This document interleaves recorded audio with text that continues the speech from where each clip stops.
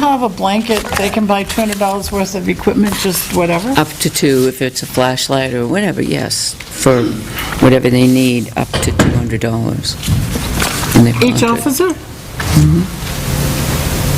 Yes, Beyond what we supply them? not part of their uniform, yes. So if they needed a special type of holster, that would be on them, that part of that reimbursement. They pay for it, we reimburse them.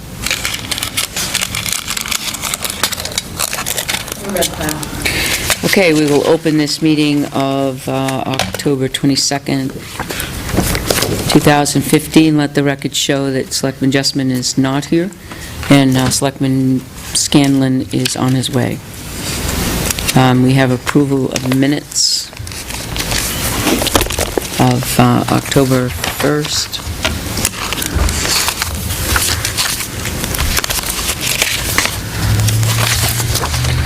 Make a motion, we bring the minutes to the floor for discussion. Second. All those in favor? Sure. Yes. Yes.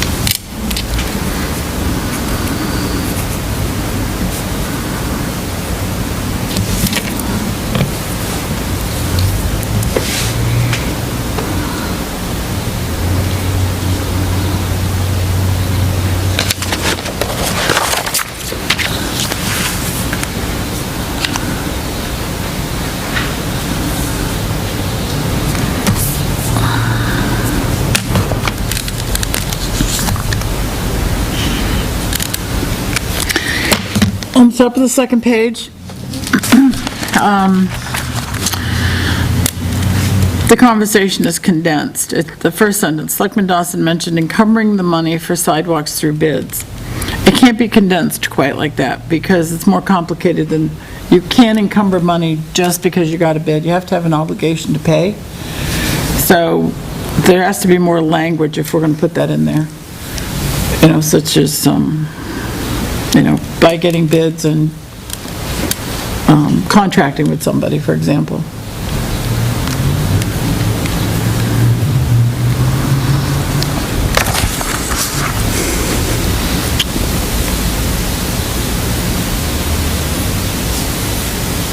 And then the same thing further down, therefore, when quotes are received, the money could be encumbered. We'd have to contract it. Again, that obligation to pay comes into play with that, so we'd have to restructure. So when quotes are received, And a contract signed. contractor selected and contract signed, the money could be encumbered, and work could begin in the spring. How about upon a signed contract? Yep. Keep it simple. That would work. Yep.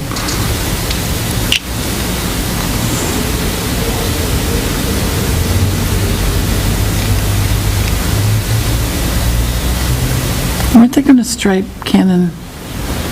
Bridge Street last week? Yeah, the weather didn't permit it. They were going to do the PD today, but the weather didn't permit.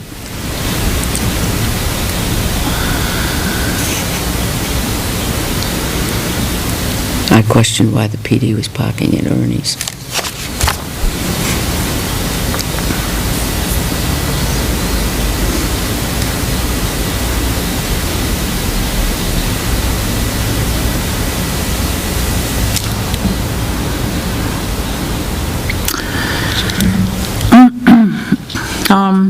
Third paragraph.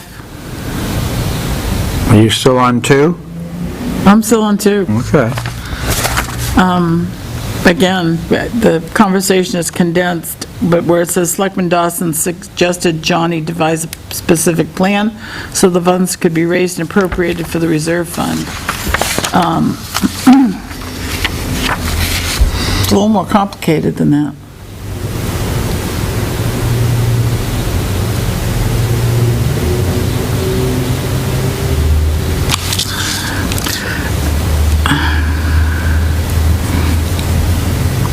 Like a 10-year plan, he has to have a plan out for the future, not just for next summer. And as devil's advocate, why? Because that's why you have reserve funds, so you're planning for a future event. Well, So in okay, other we can- words, we know we're gonna build a dump truck, buy a dump truck in the year 2018.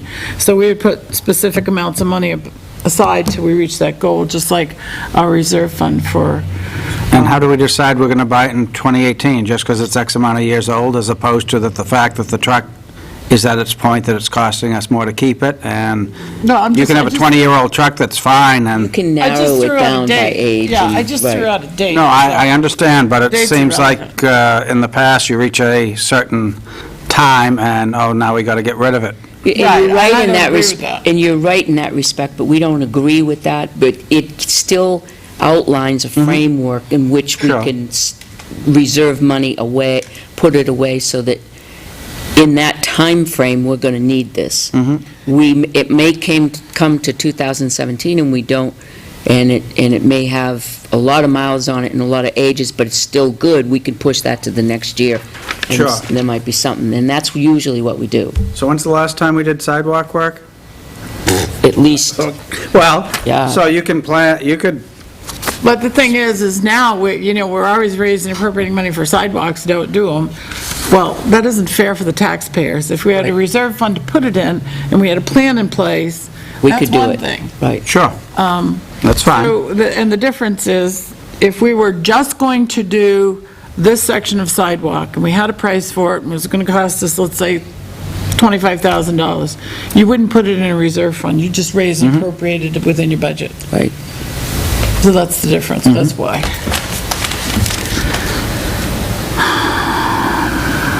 And how many 10-year plans have we followed? We, in the past couple of years, have pretty much tried to hold them to the 10-year plan for the roads. highway, yeah, for roads and, But, well, actually for roads and for vehicles, and for vehicles, Yeah. but, for Well, highway. you And know. I'd question on the highway why every road I've seen that we reclaim and pave, those with very little traffic and especially no truck traffic, it's Well, now that more, we have your expertise, we have an advantage.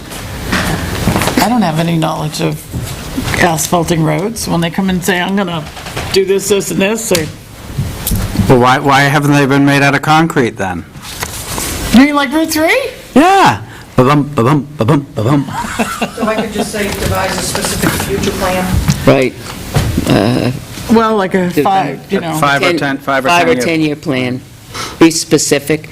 And when, also, my suggestion is that when we write the minutes, that when we refer to somebody like the Director of Public Works, then we put him down as Director. Think of it as somebody 10 years from now reading this, will they know who Johnny is?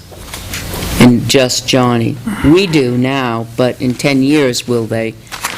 We have Captain Martin, we have the chief, So, well, all you do is, Selectman Scanlon, but he should be, also on- be on- addressed as DPW Director, or Johnny Van Tassel, spell it out. well, no, page 1, you got Johnny Van Tassel, then you can go parentheses, DPW Director. Then you can stick with the Johnny thereafter, because you've now, Yeah, she's got Public Works Director up here. so then we're covered. You don't have to be redundant and put it every time.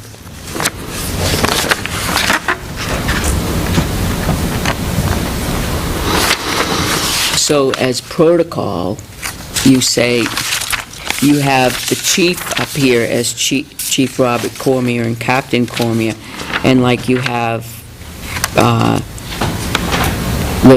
selectmen, so you don't say Catherine, you say Selectman Dawson, you say Selectman Scanlon, and down here you say Captain Ryan Martin, and Chief, you say the chief's opinion is whatever, or Sergeant Morrison throughout it, but or Officer Appleby.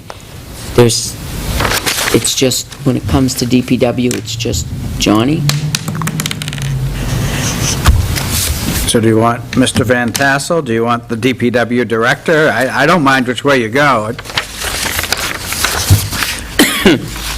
Director Van Tassel? I was just commenting on your comment. I'm going to play mental ping pong tonight. Who throws the first volley?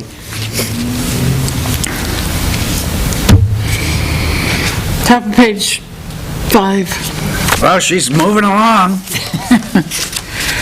Excuse me. The captain confirmed to Selectman Jessman, I would just suggest that we make that a little more clearer, that he had I think that question came out of the budget, did it not? No, the The payables? yeah. Just so that people know why there's no history at all. What was it, 100 or it? 200 Top of patches? page 5, I don't know. It was either 100 or 200 patches were ordered in a batch. Yeah, so just a little more information so somebody would understand what they were talking about. Right, it was in the manifest, Yeah. and he questioned why we were spending so much money in the manifest. We weren't sure if we were going on a hiring spree.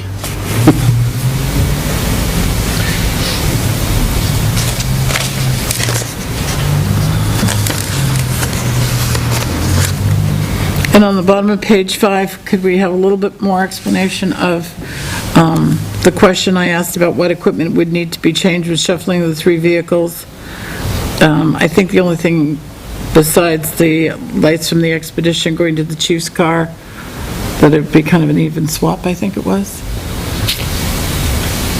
Just so the question is answered fully. Yep.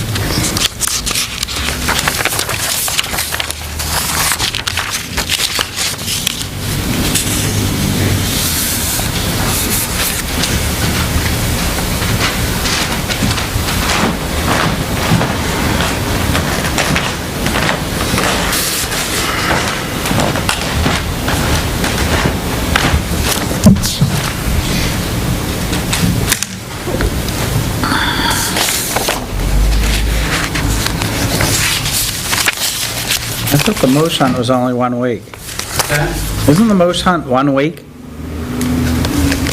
Moose hunting? Yeah. I thought it was 1 week. Is it 1 week or is it 4 days? Well, it doesn't matter, this is the second meeting Joe's gone for the moose hunt. Oh, It's either like a week, or maybe a 10 days start on like a Saturday to the following, or an 8 days to the following Sunday. I don't do I it. can't remember. My Yeah. family does it, but I haven't, because it's like going out in Catherine's pasture and shooting one of her cows. pretty much. And here in New Hampshire, they shoot them in the woods. In Maine, we get them on the logging road so you can back the trailer up to them. Is that it for corrections or concerns on the minutes? That's for me. Make a motion, we accept the minutes as corrected. 9 days. When did it open? 3rd Saturday in October. Wait, the 3rd? The 2015 hunt in New Hampshire will take place from October 17th to the 25th. The by 17th. permit only. The last meeting was the 15th. Better check up on them. No, hunting is coaching. Right. I'll second. All those in favor? Aye. Aye. All right.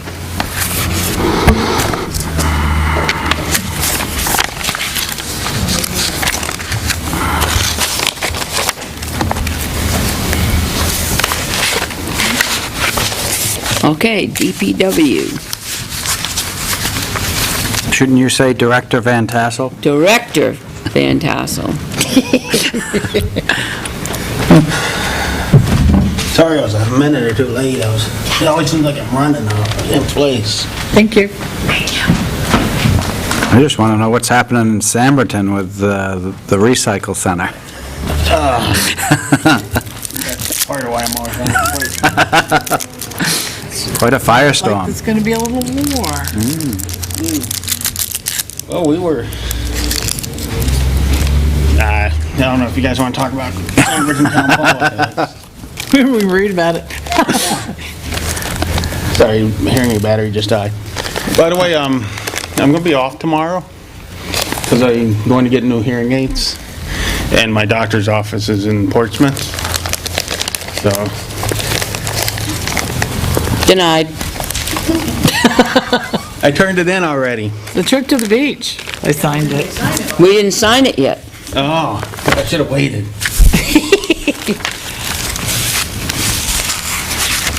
Did you get All my right. message on the town car? Did it make any Yeah, sense? you left a message last night. Did it make any sense? I couldn't figure out what you were... It was like driving a boat. Oh, yeah, with the blue ones that way, too. Is it? I mean, I don't mind, because I'm Yeah. used to old cars, but somebody else might. Well, I was going to say, your Ford pickup was doing the same thing, so why are you complaining? Well, yes, but Something with Ford, I guess. I fixed it. But yeah, those things drive like boats. Well, it didn't used to. No? No, All right, then it didn't, I mean, I can leave them... it doesn't, I didn't think it was out of alignment I can have Art check or off into it. balance. Off balance, usually the wheels start Yeah. wiggling and bouncing. That's right. Wait until somebody else complains. Like I said, I was just letting you know. Oh, no, I appreciate it. It's floating. Here, you have your quorum now. What's the third signature? All right.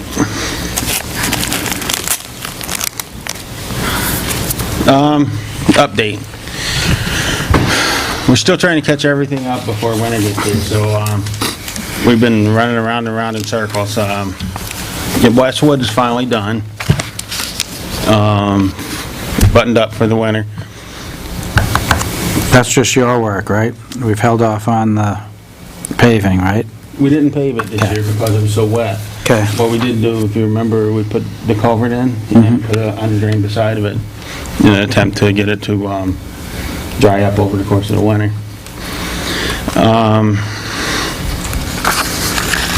And we haven't been able to paint the bridge yet, but we did get the sidewalk repaired. We just haven't had good weather for it. One day we had good weather for it, but it came in later in the afternoon. And by then I had everybody out doing other things. Excuse me. Does that mean has the PD parking lot been striped? We had planned on doing that today. It was supposed to rain this afternoon, but it was raining this morning. So the weather, she don't like to cooperate. So that's next week? So yeah, we still got some more warm weather. Tomorrow's supposed to be very nice. Tomorrow? Well, what I'm having the guys do tomorrow is, they're doing the regular routine of trash pickup and shop cleanup, but I told Larry that should the weather prove decent, good, that we could paint these, 2 parking lots down here, crosswalk on Dearborn Street, which is all but not there, and a couple of little minor painting jobs. But for the bridge, in order to get to the bridge, I would rather be there, because we'll probably just close the bridge down, and in case anybody gets upset or whatever, I'll be there on site with them so that I can deal with it, and they don't have to. And we'll set up another time with the police department. No, it's just the time of year we're in, it's kind of tough. So, what we did this week is on the schedule. Thank you. We went to Johnny too. John, because he's coming. John's coming? Yep. Thank you.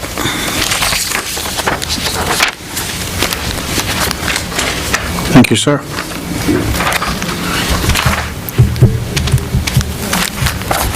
The 2014. So we still have to get to,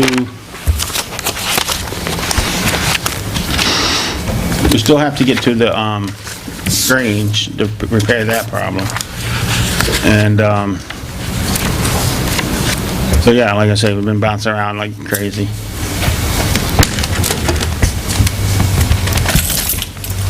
Also, you have to do the,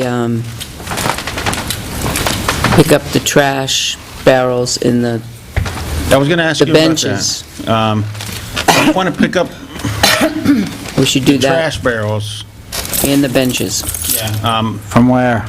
Main Street. Okay. Or do we want park. to wait till after? Not, well, The park, we wait until after Christmas. no, you wait after Christmas parade. Right. Oh, yeah. Well, the island, we take them off of though. And you start putting up the lights. Start putting up the lights now? Okay. But we pick up the trash barrels. We pick up all the trash barrels Yeah. in the Riverfront Park, and then we put them back out for the event. Otherwise, they might freeze in place. Oh, okay. Huh?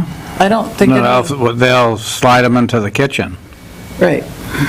But all the lower ones, Yeah, the lower ones can go back to they go out. DPW, but the ones up in the I think all the benches are pavilion. attached in the park, aren't they? At Riverfront, you could not moving those. Yeah, they're attached. So what I was going to ask you about the barrels and the benches here, did we want to do them like this week coming, or do we want to leave the benches or the barrels, one of the two, till after Halloween when they do the, After Halloween. you know, That's But watch the Halloween's weather. fine. yeah, we'll Yeah. watch the weather. If we see storms coming, then, Is there a Veterans Day parade? I don't think so, but there should be. They're having a big motorcycle run again from the barber shop. Good. That's 100 some odd motorcycles. Yeah, usually the well, you don't have to do it now. It's my exercise. Dennis usually picks up, one day picks up the island, puts them away, and then comes back on Main Street and takes the trash barrels and the benches and puts those away. And then starts on the lights. We do the bridge going across, Yeah, I remember seeing that. but we can't do the part where their hand, we do it Oh, okay. underneath.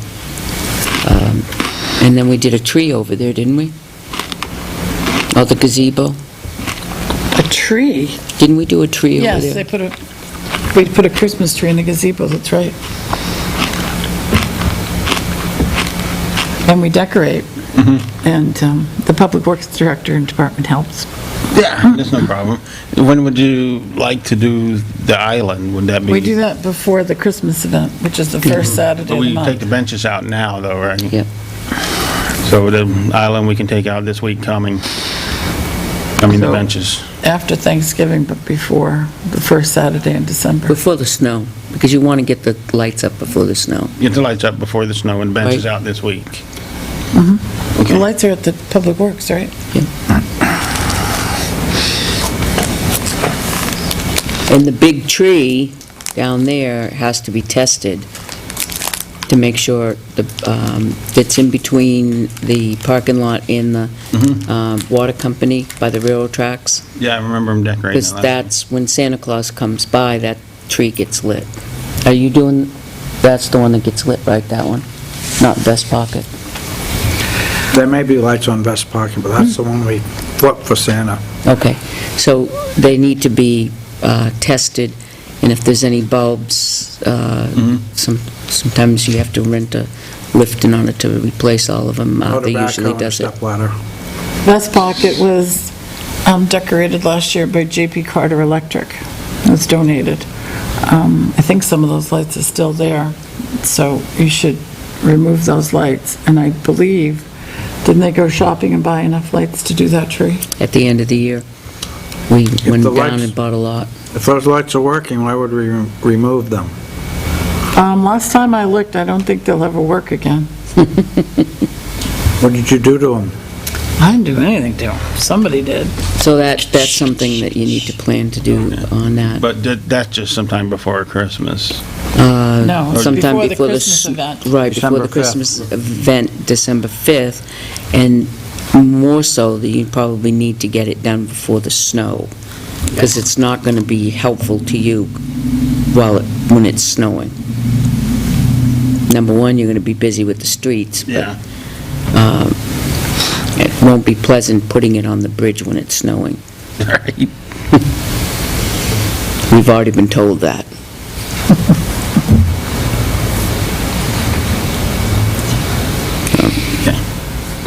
So I got the lights on the tree before snow, lights on the bridge before snow, and the benches next week.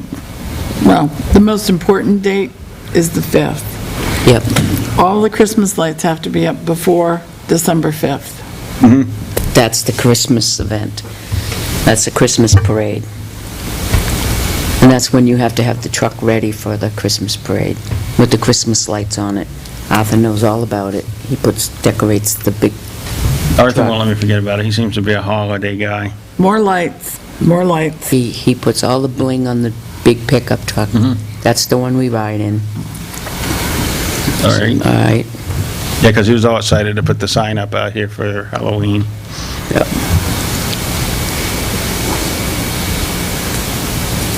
All right, got that down. So my list is still ongoing, so we'll get there. Tony, is this week ending the 29th or the 23rd? I'm sorry, Is this week ending 29th or 23rd? ending 29. Oh, Which is next Which- week? next week, next Sunday? Sunday's our ending day, right? So am I, You're a week late. I'm probably a week. Let's ahead. see, Sunday would be the 26th, right? Sunday. 25th is Sunday. 25th. The The 25th? 24th is Vicky version. Yeah, that was That's right, thanks for 25th. finding that. I counted to Monday. Because the Colonia's pumpkin event is the 24th. Yep. Did you go help them paint the street orange today? No, I didn't do that last night. What was last night? Was it today or last night? That was today.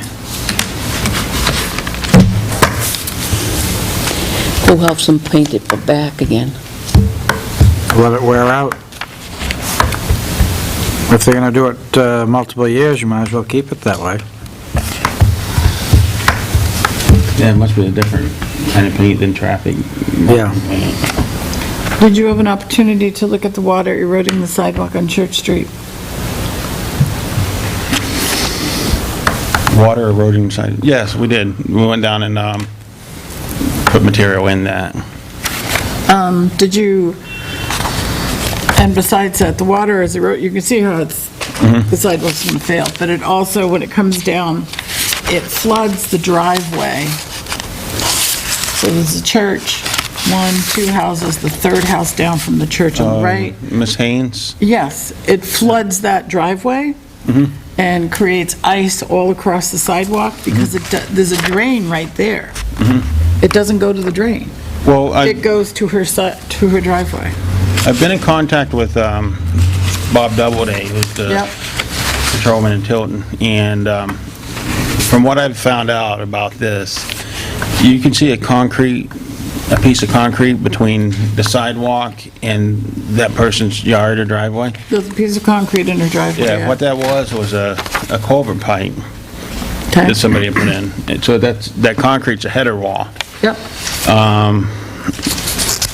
The story I got was the person who lived there before her didn't like it, and he plugged it up and filled it in, and then he sold the place. So now she inherited the fact that the yard now catches all that water and it goes over the sidewalk instead of down through, because that culvert goes right into the storm drain beside of it. Okay, but so what was the purpose of the storm drain? The storm drain. Storm drain's supposed to catch the water coming down the street. And it doesn't. It doesn't, and, you know, that's will only be corrected probably by the state.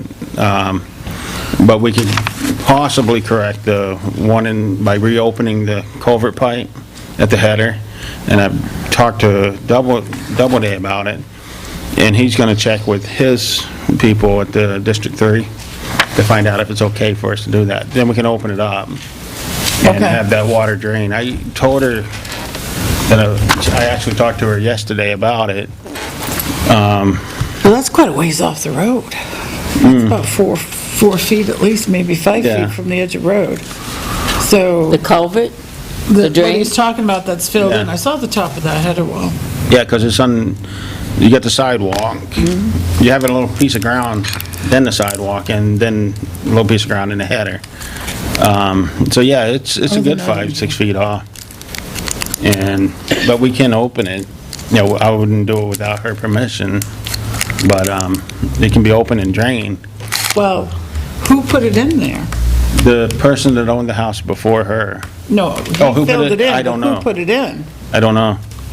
That's one of those things that's been around for quite a while. I think it was Jim Dodge. I would, You wanted a name? okay. All right. Okay, good. So that's ongoing. Did Larry cut those trees down? Does it Yes, impound? they're gone, they're already up there working. They're,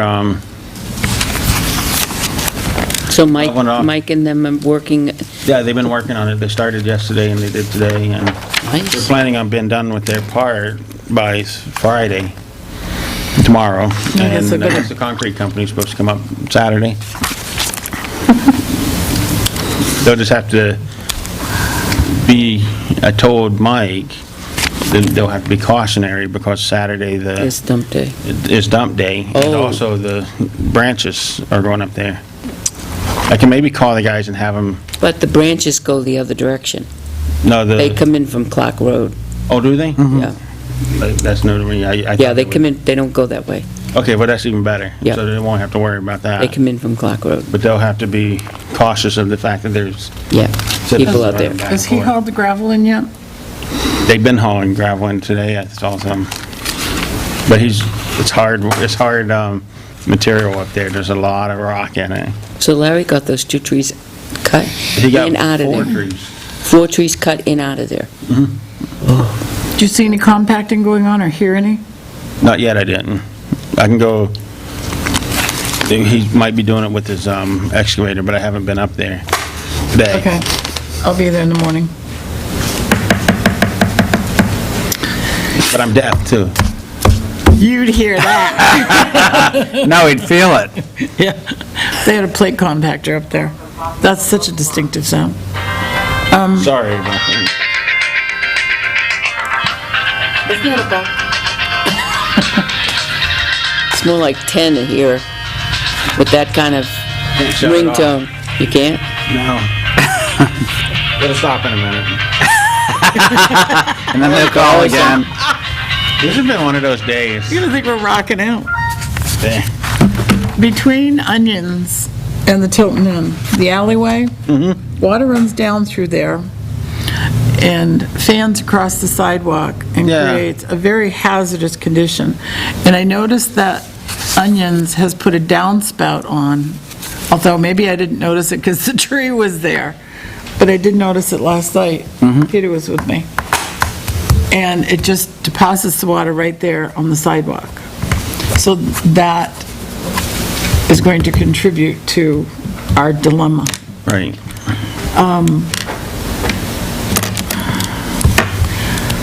I don't know what to do.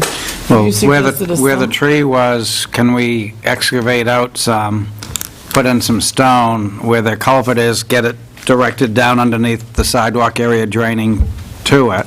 Create a sump? I can create a sump, but the problem is the sump's gonna fill up. If we get a significant amount of water.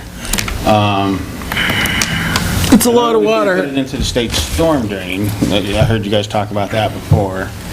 I could re-ask them, but probably receive the same answer. The only thing I'm thinking of, I can look into, maybe I can put a little culvert there with a storm grate over it and blow it out the granite curb and let it go to the street side.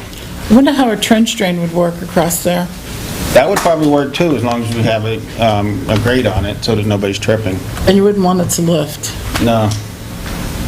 We'd have to monitor it pretty close if we You'd have to put started. some stone underneath it so it doesn't work. He's cranking me up because he's got a key to that and I Be careful if you talk to don't. District 3 about the storm drains, because if they tell you they are ours, they are not, they're theirs. Because for years, you're right, we have asked to put drainage into the storm drains, and they have said no, unequivocally. Now they'd like those storm drains to be ours. Oh, I'm sure they would.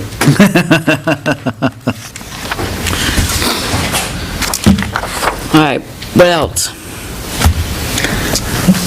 Well, you guys kind of covered a lot of what I had with the benches and stuff. Have you done anything with the tires and the prices? I didn't bring them with me tonight. I do have the prices, the email. The prices are actually going to be less than what we charge people already.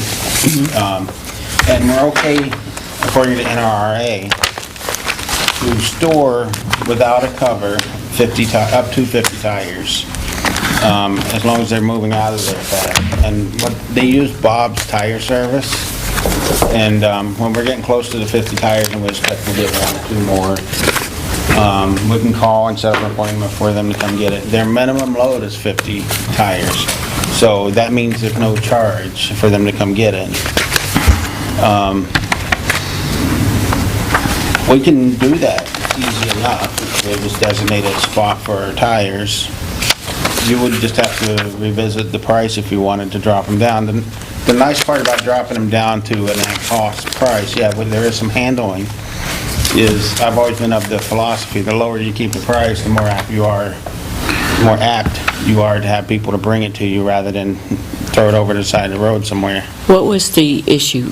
Refresh my memory on that, Catherine, why we asked for the prices on them. We weren't taking tires? Well, I was looking to see if I had my stuff from them in there, and I don't. It must be on the desk somewhere. Right now, when people bring tires down there, we put them in the burnables, the garbage, and it goes to the incinerator, and they're okay with that, as long as it's not too many. It's really not the most environmentally sound way to get rid of them, but they have scrubbers and whatnot. Is it NRAA or whatever they are? NRRA. Whatever they are. The other thing is we restrict the size tires, and they have to be off a rim. The other agency will take them on a rim. They will take larger size, they would take all size tires. Do we charge to take a tire? On the restricted size, what size is it? 16? Pickup truck, yeah. Well, they say 16, but most pickups now are 18 or 20. That's right. That's another thing that's starting to change too, That's right. sizes Do we are- charge for taking tires now? Yes. Yeah. Okay. Unless it's amnesty. We don't charge during amnesty, But the we other- limit, but we limit the size. Yeah. With this program, and we go by their prices, and I don't know if you want to add 50 cents to it just for the guys Handling. handling them. But John probably can figure that out if we should add to their price. We can take more tires, I've actually, because they will take more tires. we had a trailer off of a tractor trailer that got crushed because of the snow, and we had to demolish it to get rid of it. And I actually sent a tire with Bob's Tire, the people that they use, basically an axle cut in half with the tires still on it because we couldn't get them apart. And they take that. So they'll take anything. Well, when they go by the diameter, wouldn't it be better to go by the outside diameter of the tire as opposed to the wheel? 'Cause now that, No, they go by the rim size. because you could have, like Peter said, you know, an 18-inch wheel, but could be smaller than a tire that's on a Right. 16-inch wheel. It's the actual overall. Right. We have to go by, if we're going to do this, we have to go by their size. And they go by the inner rim They're size. still going by, Yeah, we Yeah. had the one to stamp size. right on the tire. That's what they go by. Well, I think that it's worthwhile to still continue to go bring the numbers in next week and we can take a look at it. Okay, I mean, if they are less, then, and we have the ability to take in more, that's less that's going in the backwoods of Tilton. Yep. Because we have tire dumps that we shouldn't have. I still have tires in my yard that I haven't bothered bringing down that I've pulled out of the woods. Well, I turned mine into planters. Raised bed. I actually did that once as a experiment Yeah. or show people. At this transfer station, I put in compost that we made. And planted tomatoes and stuff in it. And some of them I put flowers and different things just to show, hey, they make planters and they're pretty much self-watering, you know? Sure. My landlords did that, and when we purchased the home, they went bye-bye. went They on? held, it held too much water. Oh, yeah? I plant all my squash in them. They're Fabulous. they're great for potatoes, because when you have to bury Oh, I bet they potatoes, are. Yep. you just put another tire on and another layer of Yep. dirt. They're And then when you're fabulous. digging your potatoes up, you just pull the tires apart. Yep. Oh, that's good. Yeah, you don't That's have to dig a hole potato. in the ground to plant the potatoes either. Right. Oh, that's a good idea. Unless like you're that planting idea. a lot of potatoes. I like that idea. It's an Irish We're trick. going to move along here. Is there anything more in the public that you need to talk to us about? I have another Yep, question. go ahead. How are we doing with the trenching application? Thanks, Ken. The bonding part and the,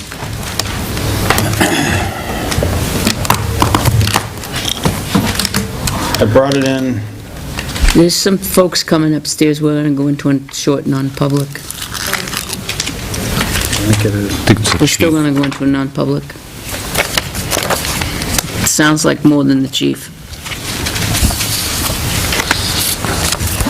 Thank you.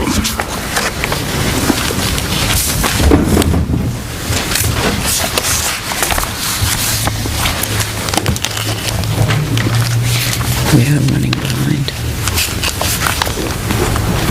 John, you want a piece of chocolate or I'm good, thanks. help yourself? how did that get in there? Oh,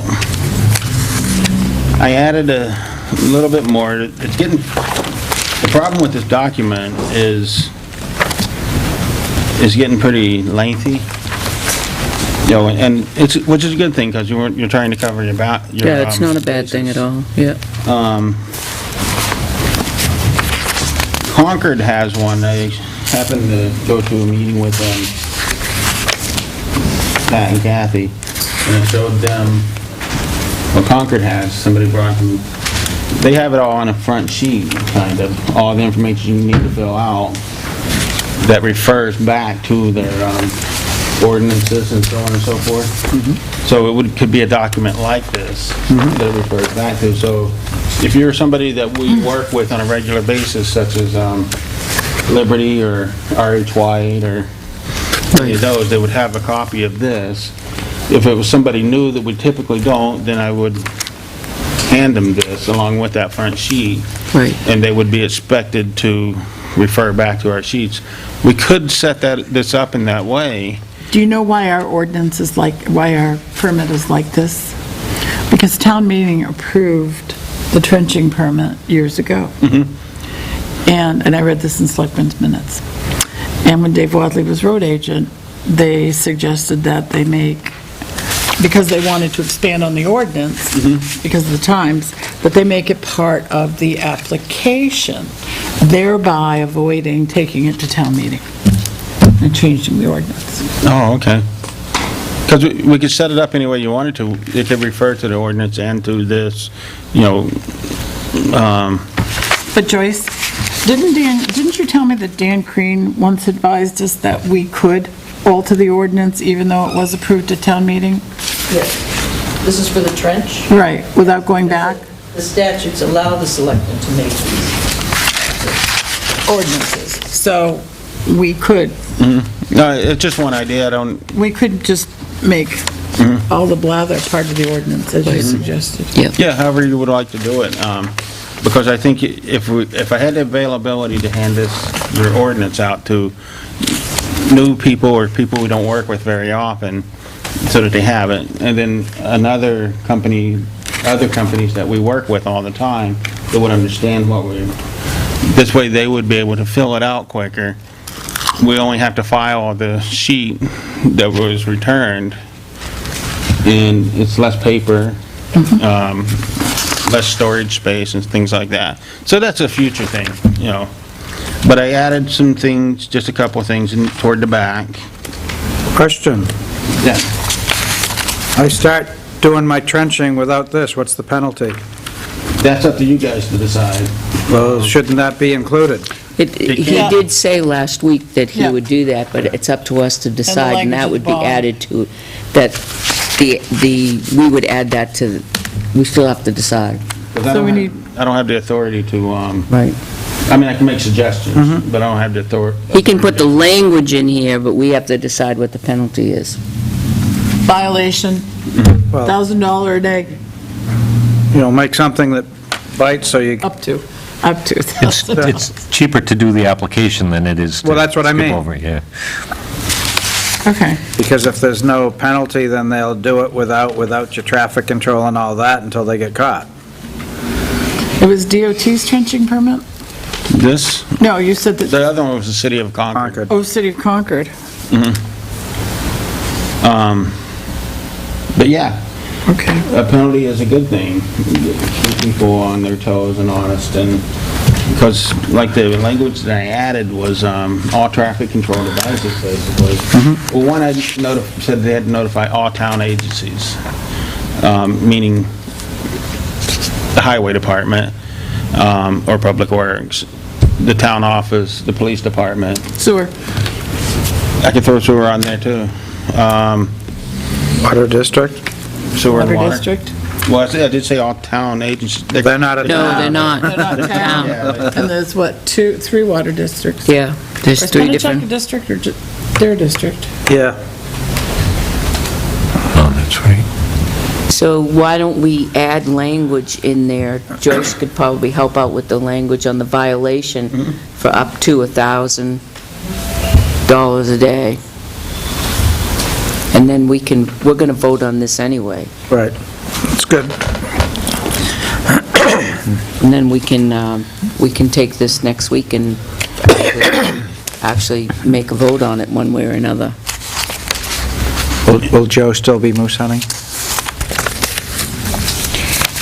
Put in there for the traffic control devices to be in compliance with MUTCD, you know. Mutco?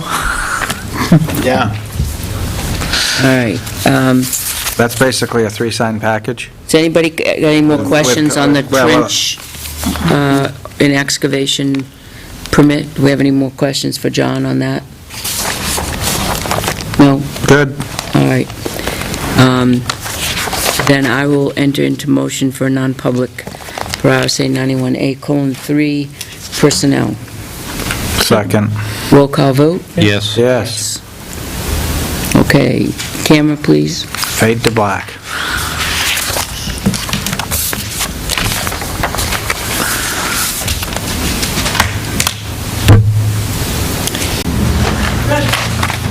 Make a motion to seal the minutes of the non-public as they pertain to personnel permanently. Second. Roll call vote? Yes. Yes. That's unanimously. All right, Chief, you have your report? I think that's all set, right? I have before we Oh. move out of public work, Okay. next week is amnesty week. So I think it would be the residents. I'm trying to see if I have the list. Advantage if we would go with the NRAA, NRRA. Northeast Resource Recovery Association. Resource Recovery. A? Hooray. If we would go with their prices, we haven't advertised that we're taking other tires, but if we use the current pricing that they have so that he can take in, So you're gonna oh, no, charge, it's free. Well, here's the thing. Free for a certain number and then Yeah, after. when you start getting up into the dump truck tires, the pricing is It does get higher. It gets higher, is it like 50? I know the price of a skidder tire kind of startled me. Those make good planters. Planters, you could make a Swimming pool. pond. You could do an acre of potatoes in one. So I think that if we would go with the prices as they pertain to passenger vehicles, and let him, if somebody brings in a 20-inch, that we take it in the amnesty week. But if they bring in something that's above that pricing, and I know the rest of you are at a disadvantage because I've looked down and you guys haven't. But like I said, they're $30 and $35, aren't they? Yeah. For the huge tires. A piece? But they're tires that wouldn't be on a passenger vehicle. Even one with lift kit. You really don't see a whole lot of them come into the transfer station because those guys are... They're going to- typically They're going to the dealer that Right. replace the tire. Yeah. I'm fine with that. What do you think? Yep. And you're gonna let them bring in up to 20-inch?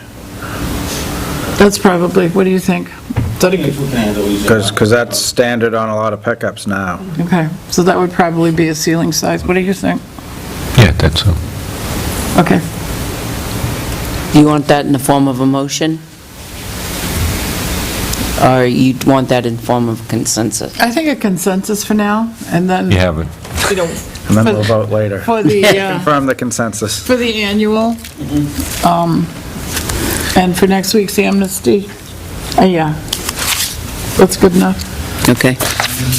We'll work on it for the annual. So what was the in spring. ballpark price on passenger tires during the year? Like $1.75 or $2, yeah, less than $5. Okay. Because when you go get your tires done, what do they charge, like $5? Or- 5 or 7. Yeah. Okay.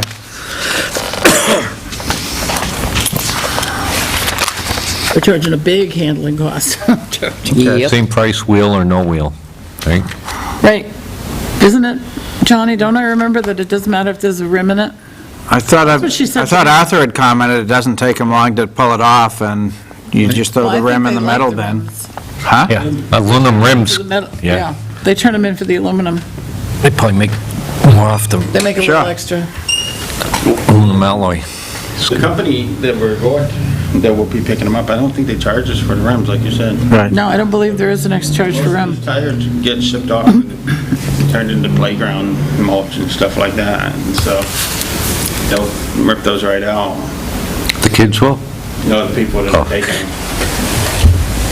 How do they get the metal out? Aren't they steel belted? They grind the tire up and take the metal out. Magnets, probably.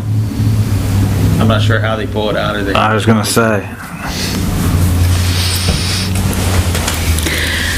All right. We all finished with, The only other thing on our list, have you seen our winter maintenance policy? Yeah, I have it, I just haven't studied it yet, but I haven't. There's parts of it that need to be amended. Right off the bat, I can't tell you what they are.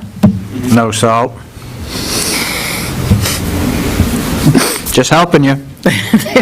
But there are areas that have to be updated, because things have changed. Bring that next week.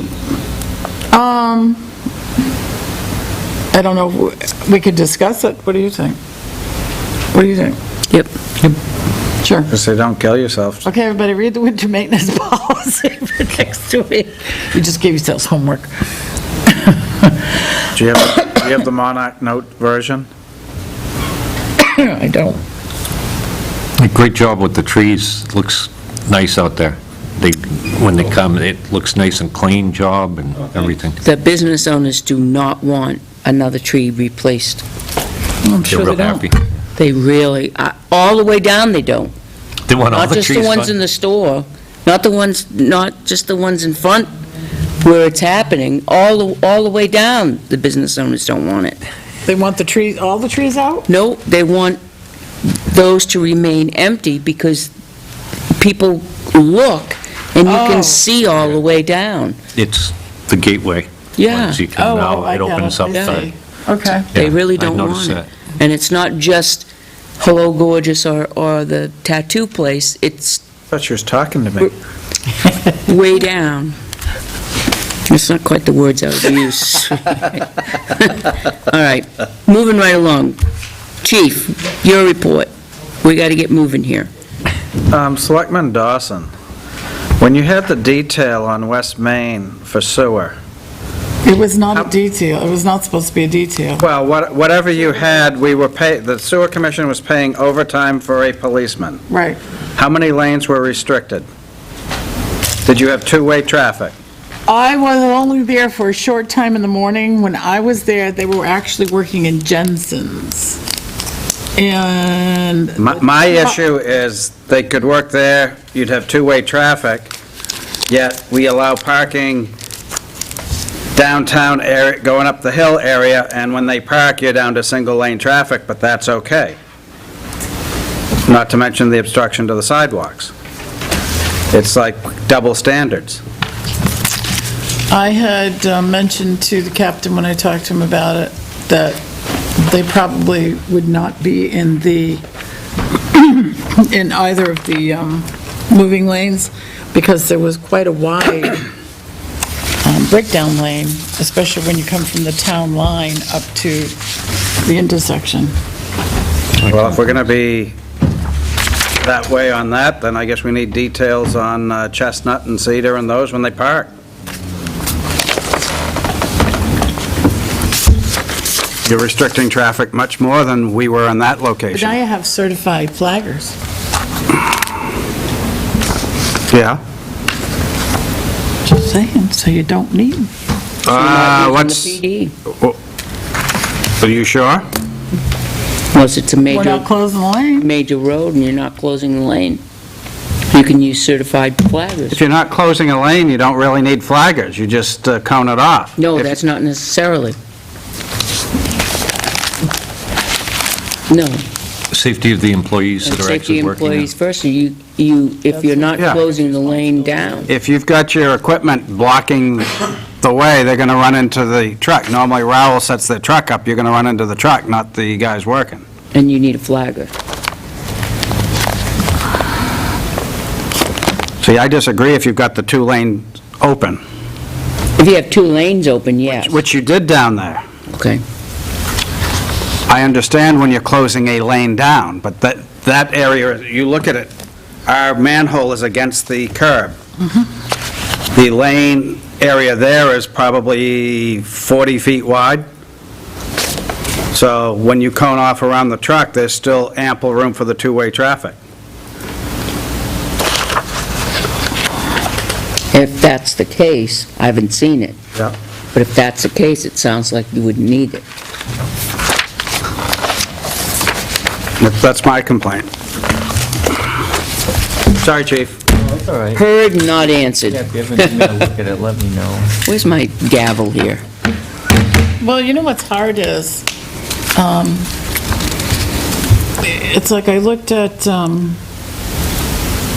the officer that was down there.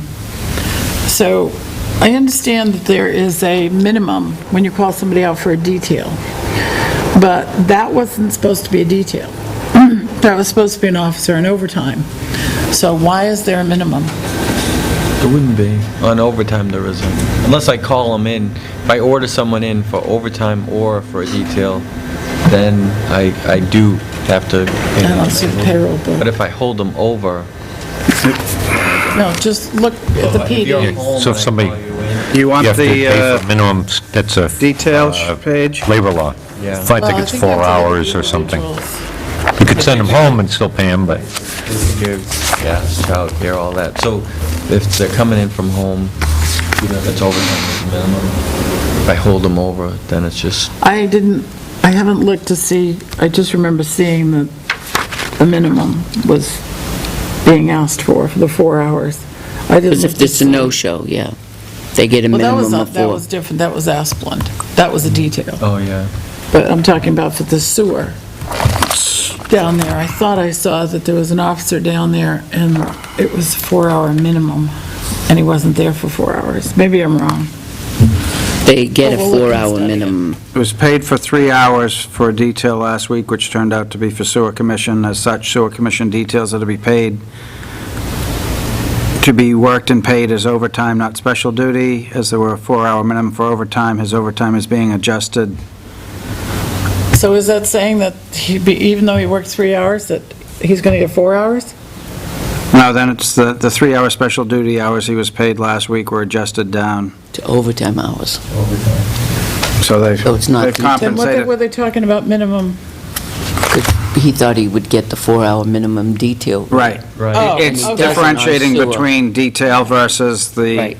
working for Because the town. Because it's sewer, he gets overtime That's rate. the email you just Right. read, right? Yeah. It's Tim's thing. I had to read that email 2 or 3 times. Right. Okay, Thank you. calls this week. Yeah, so calls down, arrests up, 348 for calls, 10 arrests, 5 of the 10 were for drug possession. And then other charges include transportation of alcohol, criminal trespass, obstructing crime of, report of a crime, which that's typically a domestic-related charge where someone goes to dial 911 and someone else takes the phone out of their hand and obstructs the report of a crime. And then the last one is a felony organized retail crime, and that one actually just came in today. Detectives are working on some narcotics and burglary cases. They're busy, and it says training none this week. Chris has been qualifying some people this week, so just note that there was some firearm stuff, but he takes them down on duty to qualify them. The 3B is back from the warranty work at AutoServe, and Sergeant Morrison ordered that motor, and it's expected on November 4th. Building, I had Matt reverse the door going into the lobby so that people can't kick it in. I think I mentioned that to you before. That always worried me. So now you can't kick it in. He just flipped the hinges around for me, which is great. And we have the push-button locks on those doors going in and out of the Sally Port. One of the locks broke, and so the cap had to replace that. That's not cheap.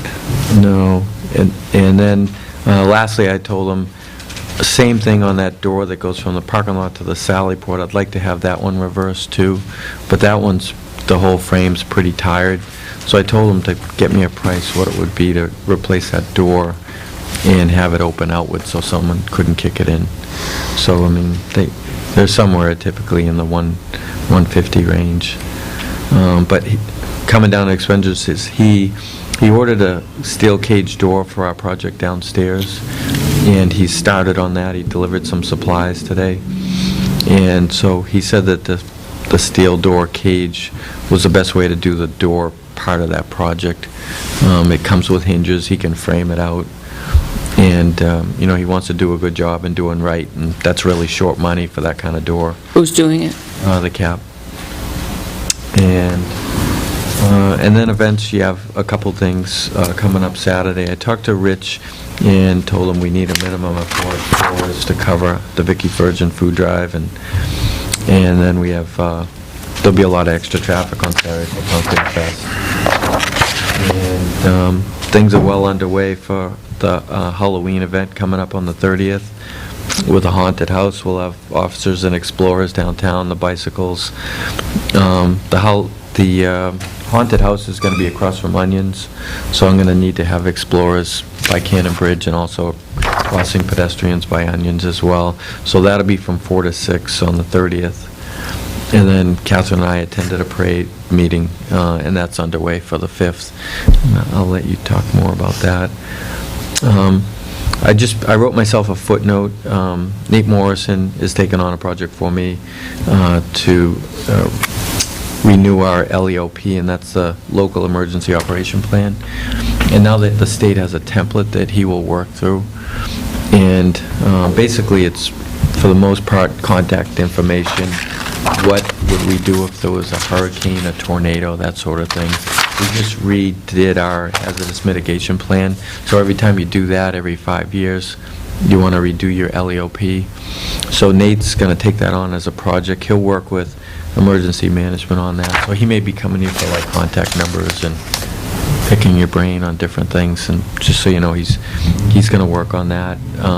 His forte is incident command. He's taken some classes and he really likes it, so I thought this would be a good project for him. Nice. And then I brought down kind of an updated copy of the budget. After we met last time, Tim and I went back to the budget, and we actually tried to pare it down. I remember,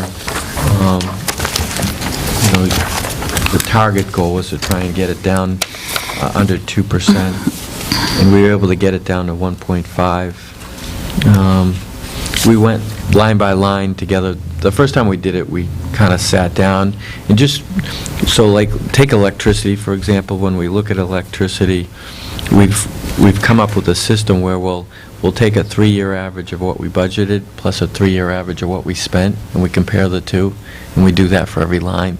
And Tim and I just both like doing that. How did that work? Huh? How did those numbers work? It actually works out pretty good, because then we look and see, are we budgeting the right, what is the average amount that we budget in a 3-year period, and then what is the average amount we spent? And so we put a lot of work into those lines behind the scenes, just to make sure that they're where we safely think they should be, so that we don't put not enough money for electricity. And I mean, sometimes it's a little bit tough to forecast. Tim said there was a couple things that he anticipated going up a little bit, like electricity, and but then other things are down. Fuel's down, and from what I hear, it's going to stay down through the winter.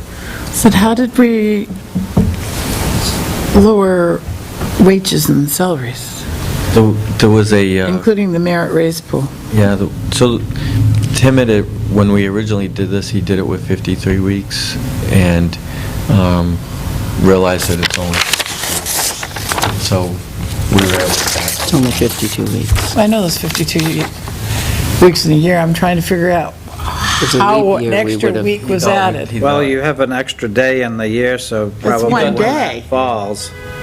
See what? You have an extra day each So year. it's 366 days, but that doesn't add up to No, another... 365 is not an even, Right, no, it's one day over 52 weeks. right. So when you go, at some point in your cycle, you're going to reach a point with 1 year that it's going to fall where you have an extra pay period. I know what you're saying. Yeah, I had a conversation about it, something else about that. Payday. Yeah, an extra pay week because of the Yeah. one day. Well, yeah, Pay. okay. So, Guess we're gonna put that extra pay week into next year. so we did, we backed out that extra payday, and so it brings us to 52 even.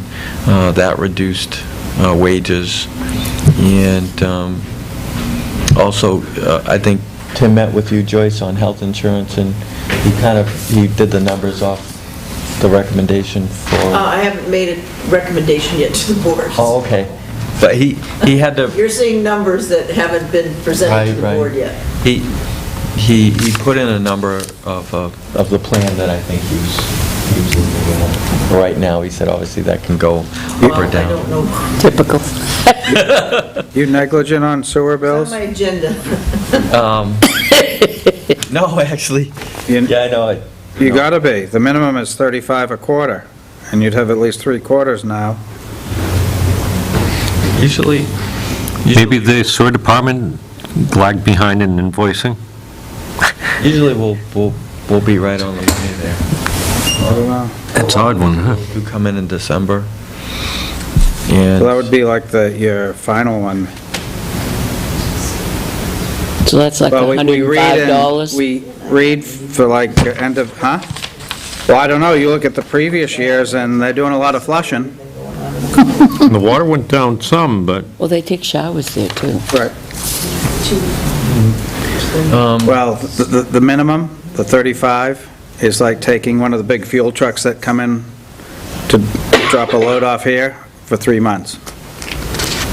That's your equivalent for the minimum charge. no, I mean, we usually, That's what we get for the minimum charge at the senior center is a minimum charge for us, but here, it's based on the water, though. Yes, but the sewer minimum is 35 per quarter, which would be equivalent to roughly 8,000 gallons. They don't bill per quarter, do they? Yeah, Yeah. both do, water and sewer. Water and sewer. Yeah, I always, That's kind of high. So, just looking at the 84 compared to the 294, 333, I mean, I'm not worried with your 350, because you could, that should be good.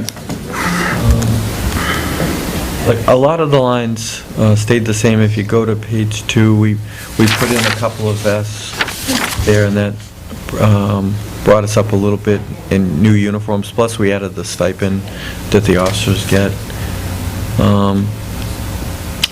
I have no uniform, no, I have the same. New uniforms was 14,000 for 10/6, and this is 14,000 for 10/22. Yeah, we put 2 vests in there, and that brought us to 14,000 even. And we seem to do about 2 to 3 a year with that 5-year replacement. And I'd rather do it that way than try to do them all at once. We're not waiting until they expire, right? No.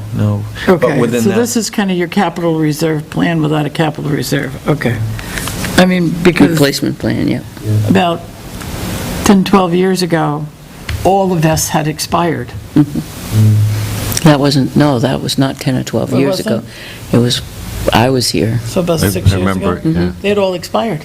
It used to be, well, the manufacturers said 5 years, but for years, we've shot them at the 10-year mark.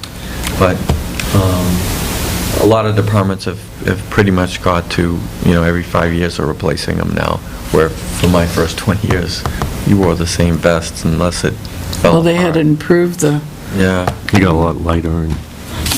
not that it's, People would have bragging rights about how old they were. Going down to weapon expense, we put a little bit more money in there for ammunition now the standards increase that they do day qual, night qual, shooting on the move and skill building, rather than just qualifying once a year and doing 30 rounds twice. I thought we were taking care of that with the end of the year. why, Yeah, we do have, there's $1,500 in ammo this year that we're gonna do, and the rest of it we put in weapons expense. So, I mean, if it's possible and we can do some more, I'd probably put that line back down to 3,500. We just wanted to make sure we had enough to get all the balls in this year. well, last week it was 6,217. Yeah. Now it's down to 4,717, so Because what was, we're putting some of that into the year end Yeah. this year and Along with the buying the purchase. weapons. okay, so you're going to try to encumber some money from this year's budget. Plus I have 1,500 left there. Hey, when are we going to get the You captain still to have to start encumber. reloading for the qualification? Downtown hall basement. Sure. All night. The weapons we're looking at are 9, and it's much cheaper ammo to buy. It'll reduce the ammo line immediately by $500 with the qualification ammo. So, and they've just really improved the round. It's a great round now. It outperforms the .40. Can you outline what the differences are between the building maintenance and building improvements? So maintenance would be if something breaks or I have to replace, lights during the year, that sort of thing. The improvements is usually one thing a year I'll try to do, like this year to replace the carpet for those VCT tiles in Lisa's area. That might be an improvement where, if a ballast goes or The water AC, heater goes, did that, air conditioning. last year, was that under building maintenance? There was one thing we did, and I believe we had to combine both lines in order to do it, and that was replace the air conditioner. Yeah. We had to transfer money out of one line. If we plan for it, John, it's improvements. If it happens during the year, it's maintenance. And, you know, it just, at the age of buildings get, Sure. if I don't, but Do we have like a maintenance or replacement plan for things, our assets, you know, like the heating system and, well, now, the new air conditioner, how long it's going to last, you know, plan it out, so that we're not just putting money into a pool and waiting. Water heaters. We don't have maintenance plans for any of our heating systems or air conditioning systems. Window, you know, the No window windows replacement wear out. plans. And we should project maybe how old are they, and so we know how old they are and when they were put in. Windows? Windows, heating system, doors, plumbing valves. We're just going to wait till we go to the new station. Well, I'm looking at these windows. 50 and years from I now, get a feeling but, some of these are kind of original. Yeah. Well, you know, just so that we have an idea, because sooner or later, I mean, if they're a vinyl-type window, it dries out and breaks down, we're going to start replacing those, so that we can, you know, accurately and maybe start doing some of those things proactively, you know, after so many years. Well, you'd have to, if you were going to do that, you'd have to look at all the windows in all of our buildings, because Well, I- replacing the windows in the PD would probably be, what, 10,000 if we replaced every single Well, window? I'm, So that'd be something you'd raise and appropriate in 1 year, Be a lot more than rather than a 10,000. capital reserve fund. Be a lot more than 10,000. My the daughter windows just at the PD? replaced all of the windows in her house for less than that, and they're good windows, so I'm Well, just you need estimating. to tell me so- where she got them. you know, roofing, no, See, all of just, that is a 1-year thing. Capital reserve plans are usually typically large items, you know, over, is there a set price, Joyce? I mean, usually it's at least over 75,000, isn't it? I'm sorry. Capital reserve, if you're going to start a capital reserve for items, it's going to be a larger number than $20,000. Should be. I mean, for a capital item, I mean, the town, through your policy, set what's considered a capital expense. So, So How if you about looked like at the all roof? the heating plants, I think they had a plan for all of them. 40 is 10,000, but for something considered a capital item. but I think, well, I'm talking, but it's a lot of the regular things that, you know, so we know what to expect that might fail, how old some of these, I mean, just to have it in a folder? to Not see for how things are budgeting? going. Well, it's also used for budgeting, seeing how old things are starting to get, say, these are times to plan that, you know, this year, you know, like, a water heater's going to give out after so many years. We should plan that next year, you know, if it's 15 years old, to go and start looking into it and have that in the budget and replace it. It's then just, Interesting. yeah, I think I'd want to, You know, I'd heating want to have system. someone for each item that, you know, is an expert, like a roofer, tell me, okay, the roof needs to be replaced in 17, you know, rather than me just try to guess. Well, the roof it's such a variable item, it depends on where you're located, what direction the wind is, weather. I mean, most good asphalt roofs are good for 25 years. Mine lasted less than 15, but because of where I'm located, I think I'm happy it lasted as long as it did, but it didn't last 25 years. So, it's very subjective. I wouldn't, you know, to me, it looks like within the next 3, I would say, it's probably going to need, but I'm guessing. But if you had a plan such as John suggested, it would be something that Public Works, say, could Help with. could oversee and, you know, maybe examine the roofs of our buildings each year, like Senior Center, Public Works, Town Hall, and, you know, have an idea and report before we have rain falling in. That's Which we more, have that's here. more maintenance. Which we have several times.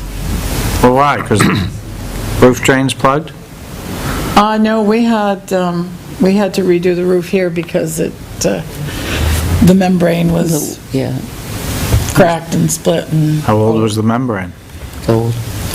And see, that's what I'm talking about, we don't, to 15 make a years? list of all Only the 15? But that's- things in, like the police department, say, okay, the heating system is this old, the air conditioner is this old, and so we have all those things, and put what the warranty, average life expectancy is, so we can kind of start planning. Oh, before the break. No, yeah, say, any day now, or any year now. It's a good idea. Well, that's what happened with the air handler, remember? It's a good idea. If That you was want, I can help thousands of you out with dollars. it, make a list, a put good them all idea. on a sheet or something. Then you Got some know. guys that have some pretty good knowledge in the PD. You just I list think it's, Part of that yeah, I think it's an excellent idea. Just everything in there. committee to put that together. Yep, good. Okay. Go forward. So I'm dying to hear why the equipment purchases went down to 16,000 from 26,000. Well, we took the weapons out. They're going to, $10,200 is going to be spent in 2015 instead of 2016. It's under D, Is this for the new, under D. Yep, for the new weapons. Replacing 24 weapons, including trade-in for 40 caliber, plus accessories, 2,000 plus accessories, right? It's $153 per weapon after trade-in. but that's, that was a discussion. That wasn't something we agreed to do. No, we just took it out of the budget for now. Yeah. We wanted him to fix the budget, and so he's fixing Well, it. no, I was surprised that it was in the budget. I forgot about Tim's bottom line. Okay.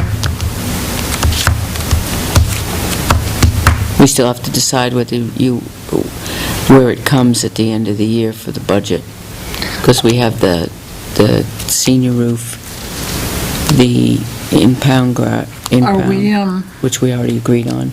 We have weapons, we have the vehicle that we purchased. What was the other thing that we were doing? so for 3 years. Get the guns. Oh, a chipper for the highway.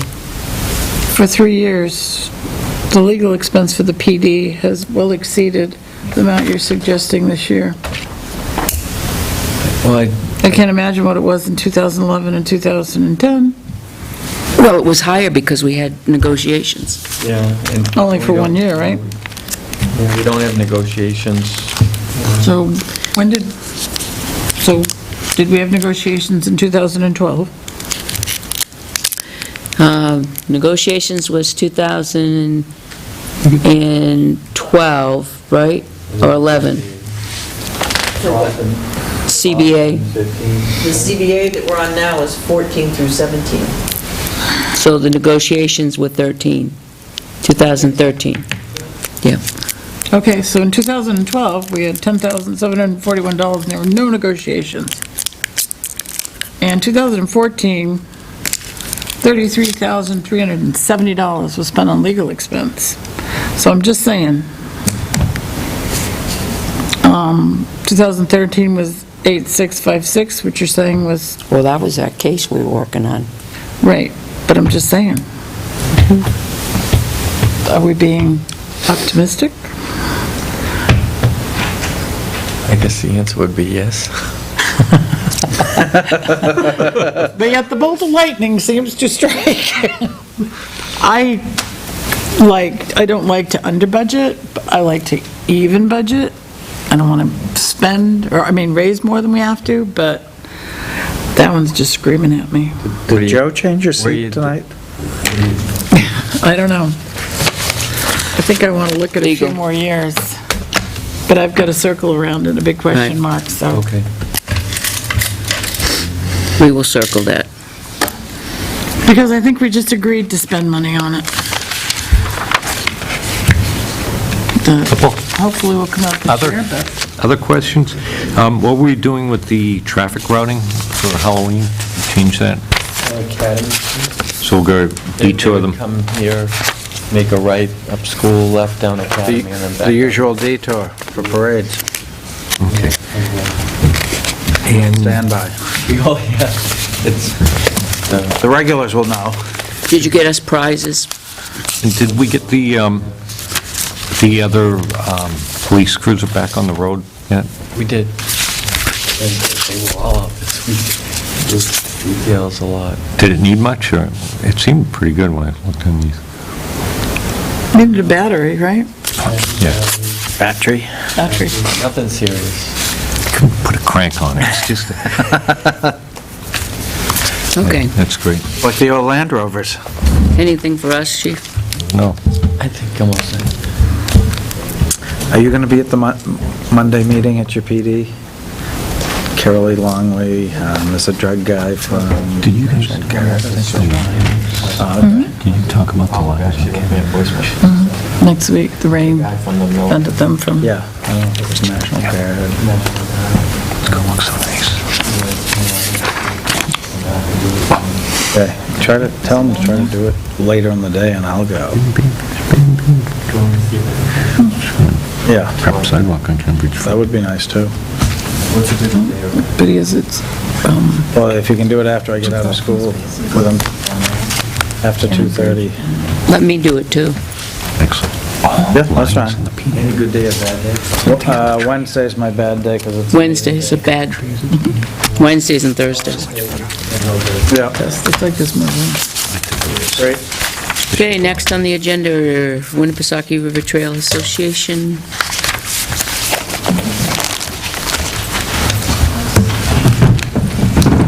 Thank you for meeting with us. Certainly. I was out there. Thank you. Hi, Ken, how are you? All right, Good. How are you? so we wanted to update you as to where we are. See if we can have some more discussion about finding a constructive solution that will satisfy them. Pat and I met with them a week and a half ago, and at that point, we reiterated what the offer was that Winnipesaukee River Trail Association had agreed was a reasonable offer and something we could afford, which was $2,300 towards the fence. And they had gotten an estimate for the same exact type of fence as what the Conservation Commission put up on Ernie's. And it would be to continue that type of fence along the back lot line. The amount we were suggesting would have been half of the cost of that exact same type of fence. They pretty much rejected that. And we just don't have the funds to go much beyond that amount of money. So the thing that we concluded during that discussion, that was part of this suggestion, was that we get some other estimates for fence that we might be able to get for a lesser price. It does certainly appear that there are some ways that the price of the fence could be reduced, but we're concerned that that would still be above the amount that we really have to put into the deal. $2,300 is about a quarter of the money that we raised in our one-time-a-year fundraising that a lot of you were at, which is the Taste of the Trails. And we do have somewhat of a limited budget, but we are trying to find a solution that works for everybody in this. We're also a little bit concerned that if we try to do something where we give them so much more than what we've ever given to anybody else before related to a trail, that have effect on future efforts with other potential neighbors to the trail. Didn't you just asphalt a private road that wasn't asphalted before? If you want to recall how we did that, the Glottis and the Joslins and all of them gave us an easement, and as part of the whole deal around the easement, the feds would not let us pave that road out of the grant. So that was a deal that was off the federal project. It was between the Winnipesaukee River Trail Association and the Joslins, where they paid a significant portion of it by taking their easement payments and giving them back to the Winnipesaukee River Trail Association as donations, and we paid the balance. What was the balance? part that we're actually paying, about $7,000. I think the other thing that's important to recognize with that is that they were seriously inconvenienced by the construction. I mean, there were a couple days that they couldn't get their cars in and out, but perhaps more importantly, by their giving us the easement, we were able to reduce the overall cost of the project, because if we had to work without their easement, it would have cost significantly more, because we would have had to come in from Ernie's for every part of the project. And instead, we were able to reduce the cost of the project. So there was an offset there. So But we- these people will be inconvenienced for the life of the trail. Would they be more inconvenienced if there was a high-speed train barreling through their yard? I mean, through their Probably because the backyard? high-speed train wouldn't wander through their yard with their pet dogs.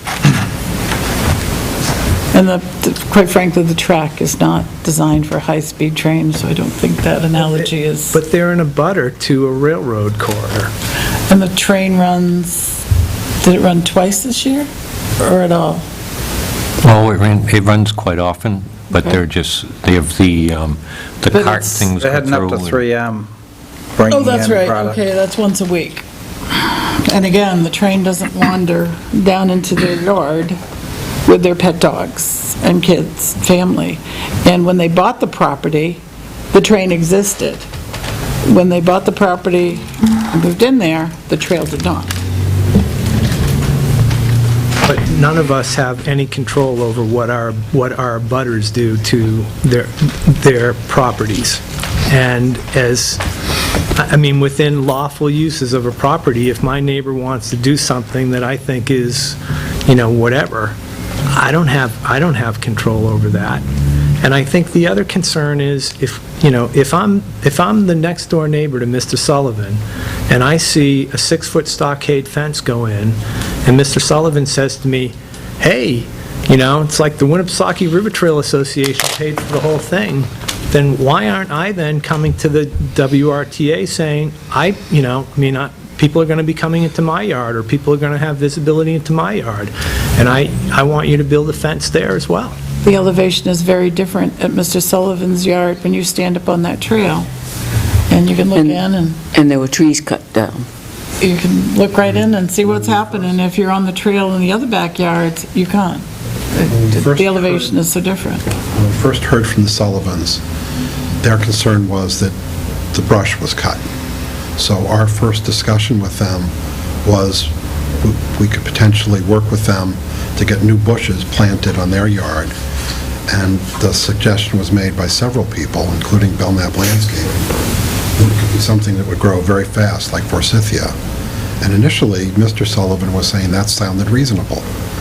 And that would have been considerably less expensive, well within the $2,300 amount to work with. And I thought we were going to be moving forward with that, but then his wife rejected it, that she didn't like the idea of having bushes. But the bushes actually would have provided more privacy after they grew a little bit. I wondered how we went from shrubs to fence, because the last I was involved in it, we were talking shrubs. What we had looked at was a double row of shrubs where they'd be offset, so that as they grow, they could grow out as well as up. And that would make it thick and tall blind, and all of us know forsythia grows very fast and tall. And that was what they seemed to want initially. And then somehow, when I went back, when they rejected that, they came back with another proposal, which was that they wanted a fence, and they wanted it to be on the side of the drainage ditch closer to them, but they wanted it on the railroad property. There was just no place to put it there. And we told them that there was no way the railroad was going to agree to that. So then they did reconsider, and they said they would have it on their property, but they really wanted a fence. And that's how we ended up meeting with them that time when Pat and I went over there, and that was that discussion about the fence. So where we're at with it right now is we've got some estimates that are not complete, because until I go back and say to them, will you have somebody be on your land to measure and give us an estimate to really install the fence, we don't know what the total cost would be. but we believe it would be significantly less than what they got quoted on the Belknap landscaping fence quote. For the same kind of a fence? It's a similar fence, but it would be from one of the other stores in the area that does stockade fencing. The fence that the Conservation Commission and Select Board chose for the Ernie's project is beautiful fence, but it is top of the line and is quite expensive. Similar stockade fence in terms of looks and height from Home Depot or Lowe's or one of those places goes for about $50 a section. And then the installation cost, so it comes out considerably less than $4,600. 22 at Uncle Hildy's, I think. It's, 22 at Uncle Hildy's. I did look there, they do have some, that was a That's going to be a, lower quality. Yeah.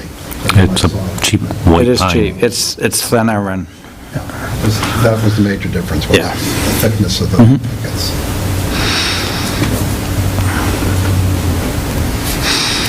So shrubs is still out of the question? They seem to have rejected the shrubs. I still think that was a better long-term solution. Well, no maintenance, little clipping. And the other Flowers in the spring? issue there is that the Japanese knotweed, which had existed previously on their property, Mr. Sullivan had dug up, and it's already growing back. It'll always go back. And, you know, I can see Mr. Sullivan's want to have some type of buffer there and, you know, like you said, to keep people from wandering. A year from now, or even next summer, that Japanese knotweed will be 6-7 feet tall. It's going to revert back to the way it looked pretty quick, except there's a trail there. And I look at the whole project, and it's actually raised his property values by having that park there. You don't have a hazardous waste site there anymore. We're not talking You've about... I'm looking at the whole situation and all the betterments that have been improved, that he's received on this, and the value of the property. And anybody who lives next to these trails, as opposed to abandoned trail, rail lines, and that are actually increased values of property as opposed to drawback. And for them to put the fence on the whole length. John, they have people walking on their property with their dogs. They actually had people in their backyard, not just a few feet in their backyard, wandering in their backyard. And shrubs and bushes and the knotweed, which will be there by the end of next spring, will block that. I mean, you saw it out behind the senior center, how thick that is. That's all going to be back. No, we're treating that. Paul sprayed it. Well, He's referring Rush back, Limbaugh. Oh, Rush well, he's referring it to I'm Sullivan's pointing now. to Sullivan's. Sullivan's is all going to be back in Right. next summer. It's going to be back, basically, he's going to have the same view, except the thing is, they're going to be there. And that's in the Recognize, eastern part of his property. I recognize their concern about people wandering onto their property, but I think that could be alleviated with a different kind of a fence that would look good and might not cost as much. And their original wanting of the stockade fence was because they somehow thought it was going to block the sight lines. But then when they came out there and actually looked, they realized it wouldn't. But the bushes would grow big enough to block the sight lines. So we're still in a conundrum as to what... Did you talk to them about the alternative options on the fence? I did not. So that's the next thing. It's either fence of the same type but from a different company that will cost considerably less, or a different type of fence. How does chain link fence compare in price? Because you can install the fence and then you can get the slats you slide down. That's the expensive part. That is okay. But even that, it's not So going it's- to block the sight line. It will keep Well, you people can- from wandering in, but you won't. You could probably special order even an 8-foot or something. It'd have to be a high fence. But, yeah, it's probably wouldn't be any cheaper. I mean, traditionally, the railways used to use, I think, sheep fencing, just to keep animals and people from wandering. What the original fence was between the railroad right-of-way and the property owners was boundary fence, which has about 6 inches. That's the same as, I think it's, yeah, is that what they call sheep fence? Yeah. That's what was along that whole right-of-way originally. There was none when we started this project. It was long gone. But that's what some of the other properties a little further down near Mayors still have back there. There's remnants of it.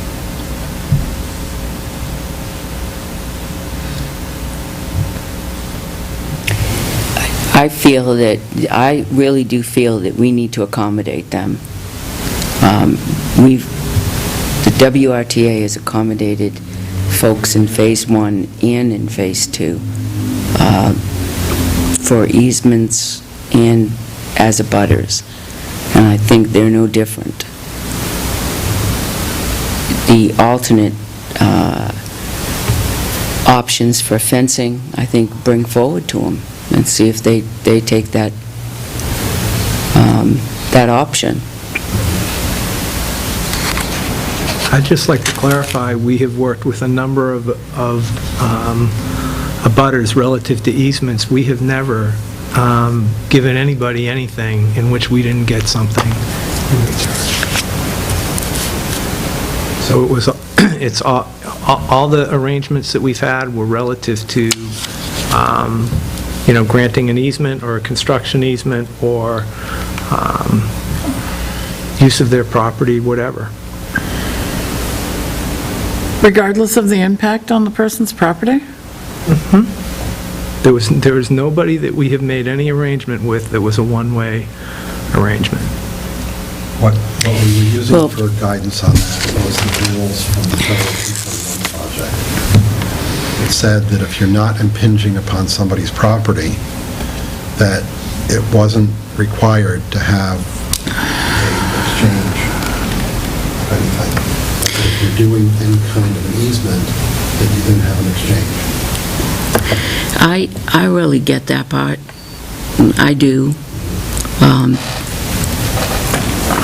As a selectman, as Pat Constantino, I can rationalize that and say, okay, you're not really impinging on and needing an easement, and therefore you don't really have to go up and speak to them and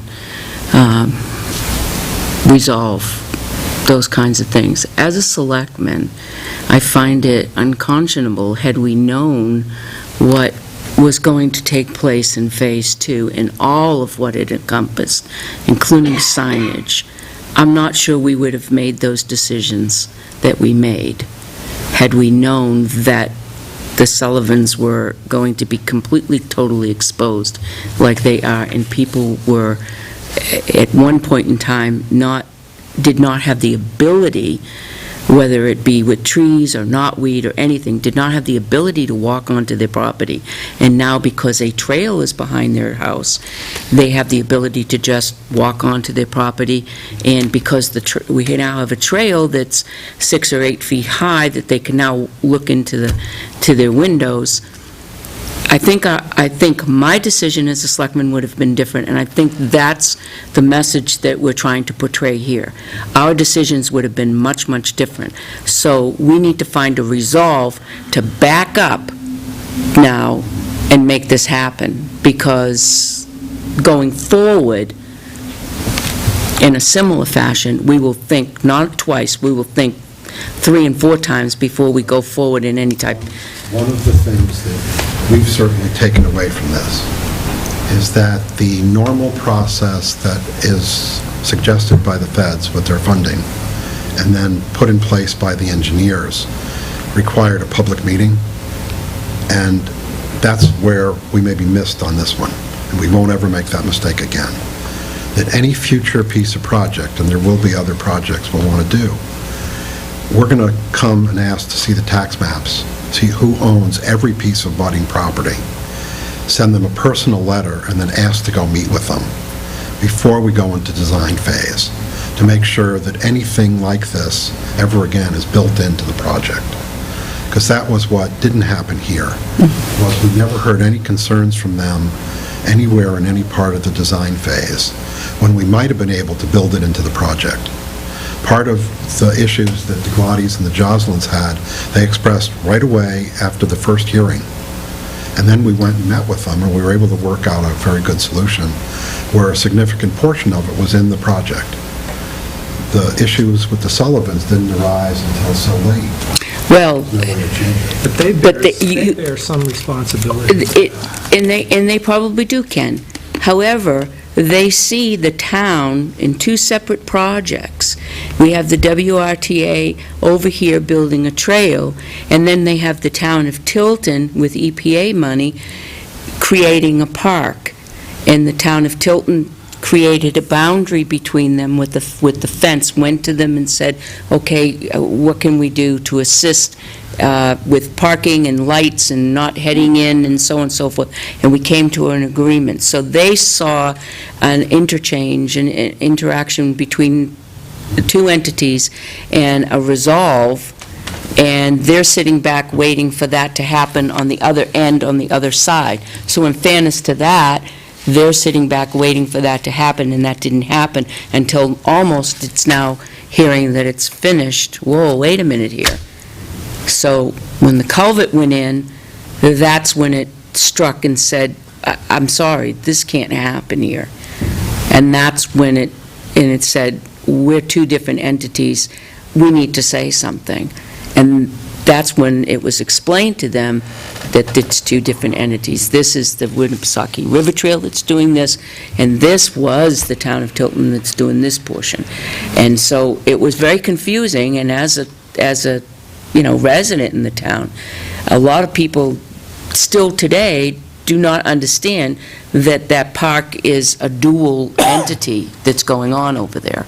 They still don't understand that. So Where it sounds like we're at this point is we still want to all find a solution that satisfies and that we're willing to consider other types of fence or go back to the shrubs as an option that gives them some of that way of blocking people from wandering onto their property. But that we can look at options with them that might be different than the kind of stockade fence that's in there now from the Belknap Landscaping Company, and see if they can be agreeable to something different. I would say that would be, personally, I don't know about the board, but I would say that would be a reasonable offer to different options, whether it be shrubbery, and give them a layout of what it would look like with shrubbery and, a time frame of where it would build up to 6 feet. It would be this with forsythias, and this is what it would be, or this type of fence, and it would cost this much, and it would be a lot less expensive than what we were proposing prior to this, or you were proposing prior to this. I don't know what the rest of the board feels about that. I think that sounds reasonable. My feelings are something that's functional, but I don't want them to hold the Trail Association over the barrel on getting extravagant or, the top-of-the-line thing. I'm looking for functionality, like you said, that first we want to keep people out of their yard. We want to correct the problem. And We that's don't want to the build problems. the Taj Mahal. We want to right. we want to make sure people can't get in the yard, whether it be with chain link, sheep fencing, or some dual-purpose type thing. And something that's going to grow in, and it should be a reasonable amount of time.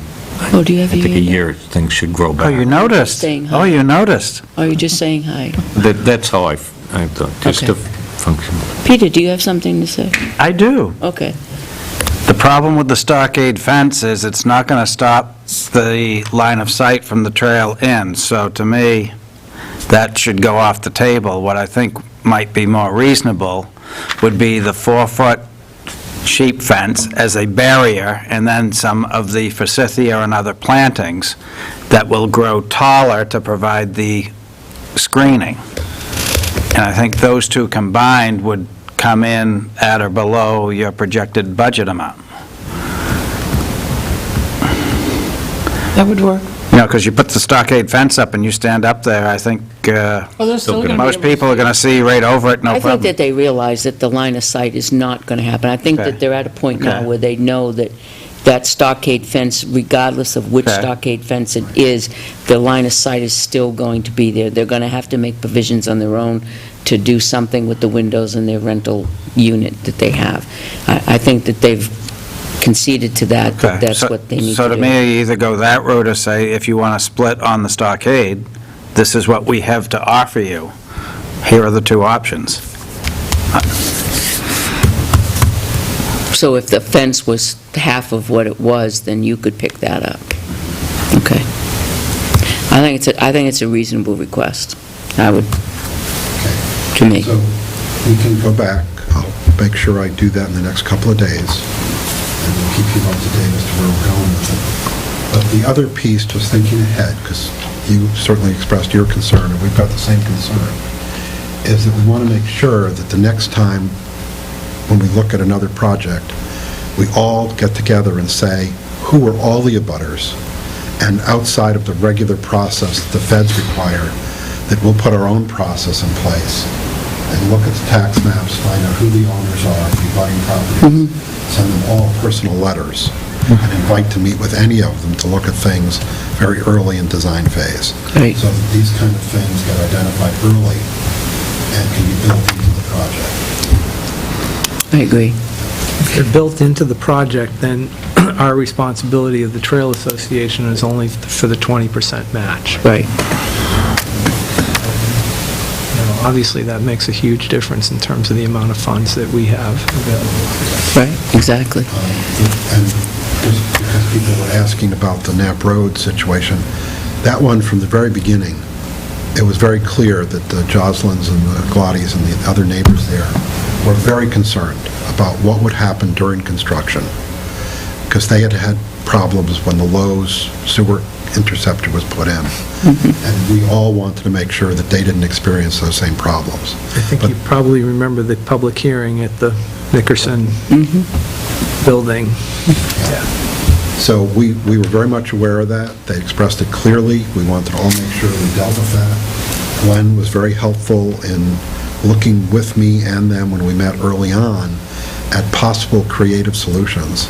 And that's how I came up with that suggestion that we take the road paving out of the project with the federal government, because they would not approve of that under any circumstance, and include the grading and restoring of both River Road and Knapp Road to its previous condition, or better, with the gravel, and that the paving would be something we would do with them.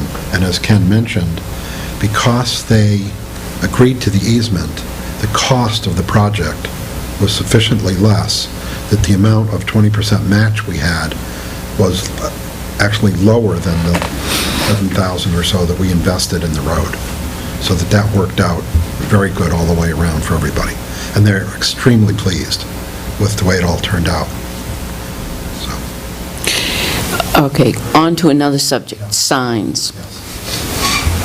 We still have these signs downtown that don't belong downtown, and poles that are on private property that are still existing. Isn't there a song about that? You got, I was thinking it. Everywhere a sign, blocking out the scenery. There is. So Joyce, correct me if I've missed, where Joyce go? Right behind you. There was a memo earlier this week. Yeah, I followed up with Glenn Smith today. As you know, when they did their walkthrough prior to their substantial completion, there were a number of items. There was a whole laundry list of things that had to be redone and recalculated and looked into. All those have to go into a change order. And they told us it'd take 2 to 3 weeks to do that. A couple of things in that change order were going to be the bollard, the gate, and the signs. So Tom Jameson went ahead and submitted the Selectmen's and WRTA's recommendations for the change in the signage. And the response came back that they didn't want to approve it. Tom Jameson is now in discussions with them. Tom So, seemed to be supportive Yeah, of what so the let select him- board had suggested.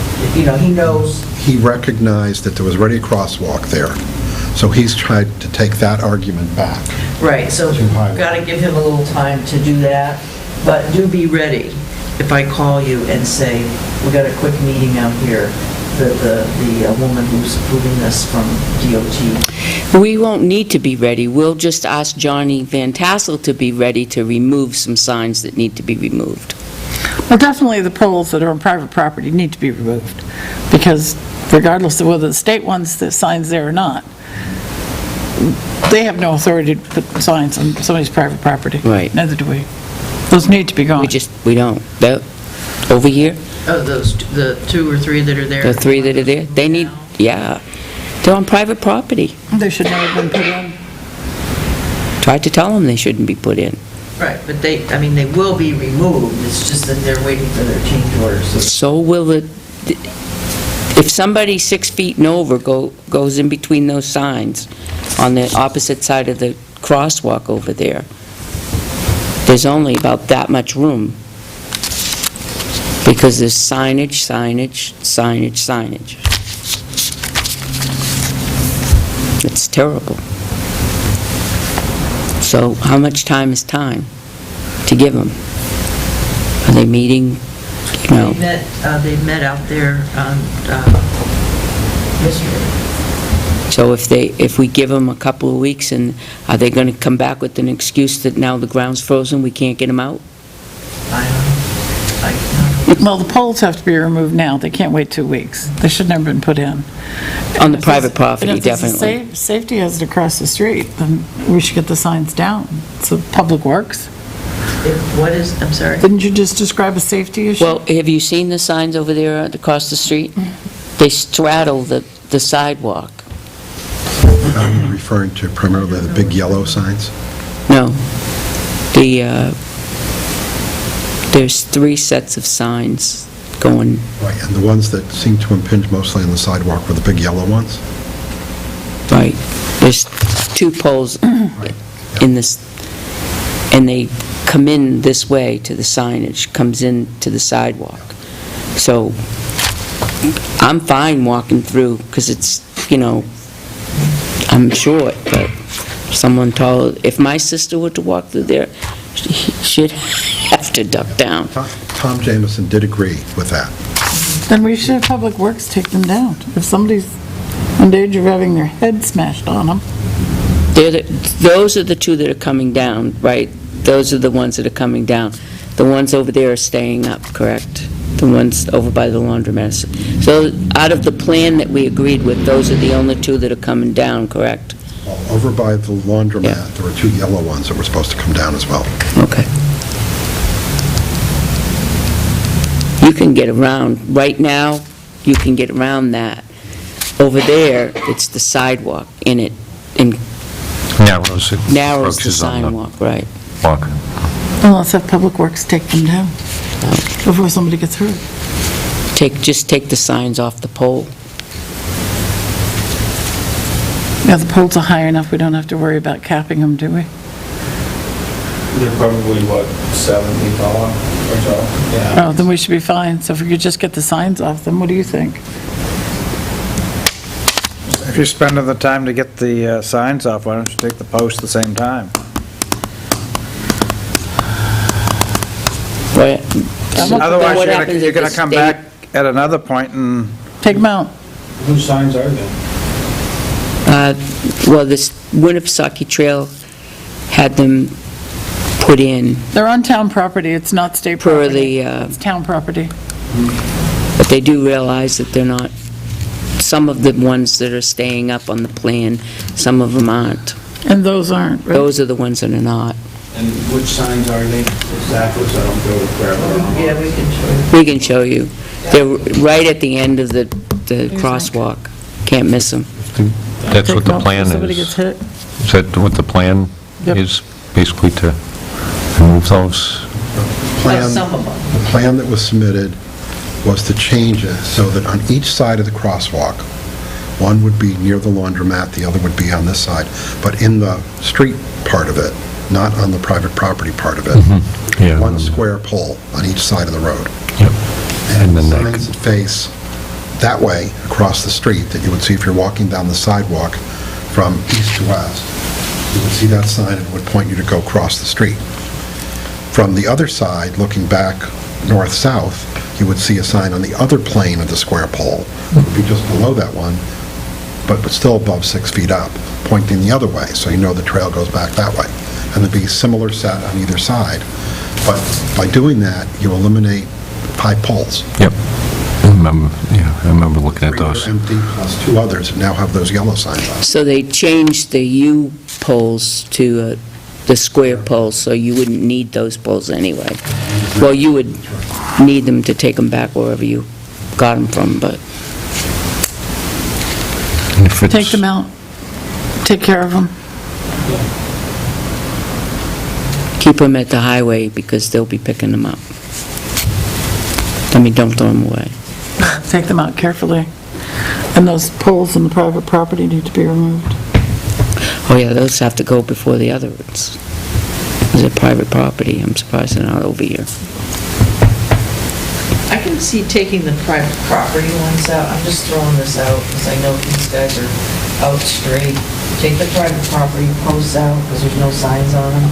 Maybe you could just wait another week. We've just heard that somebody could hit their heads on them.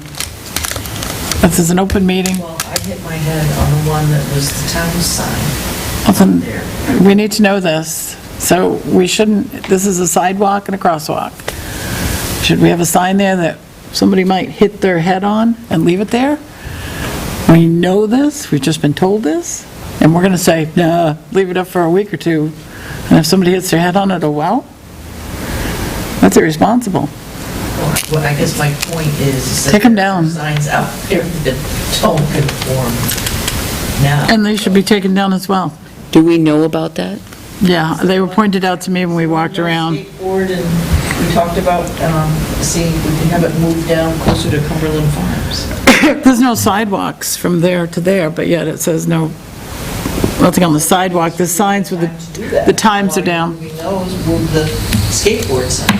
Exactly, that's an excellent idea, I think. What do you, correct our own signs as well as when we're doing it? If we can get all of our signs corrected at the same time, if they expect the results to come in within a week, I don't know what Johnny's plans are in his schedule.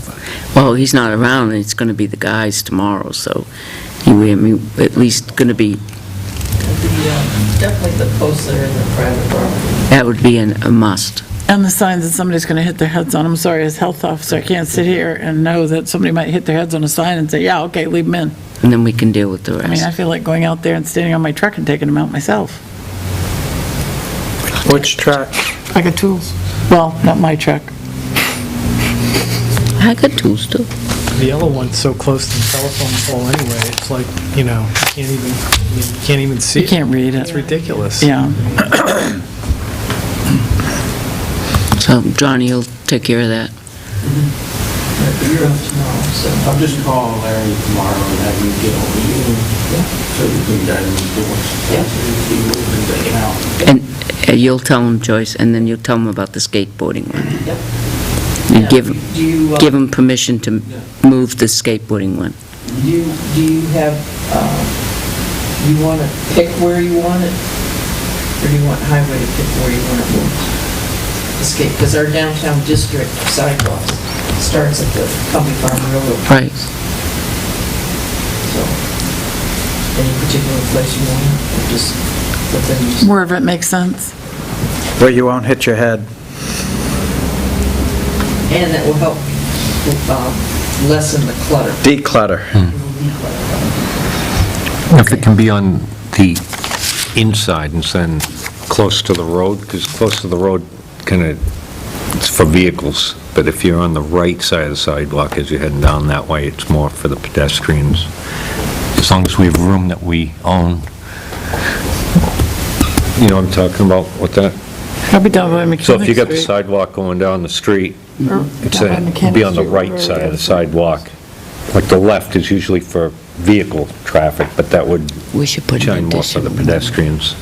halfway, way up by Cumbies, and then halfway down by Mechanic Street. And that will get the message that there's no skateboarding. They'll still skateboard. And then leave flyers up at Tilton School. That's where the skateboarders come How from. are we doing with the grade for the culvert? John had suggested to me at the last meeting, he gave him some rebar, he was about something. I was going to ask him, Okay, just what length do you want?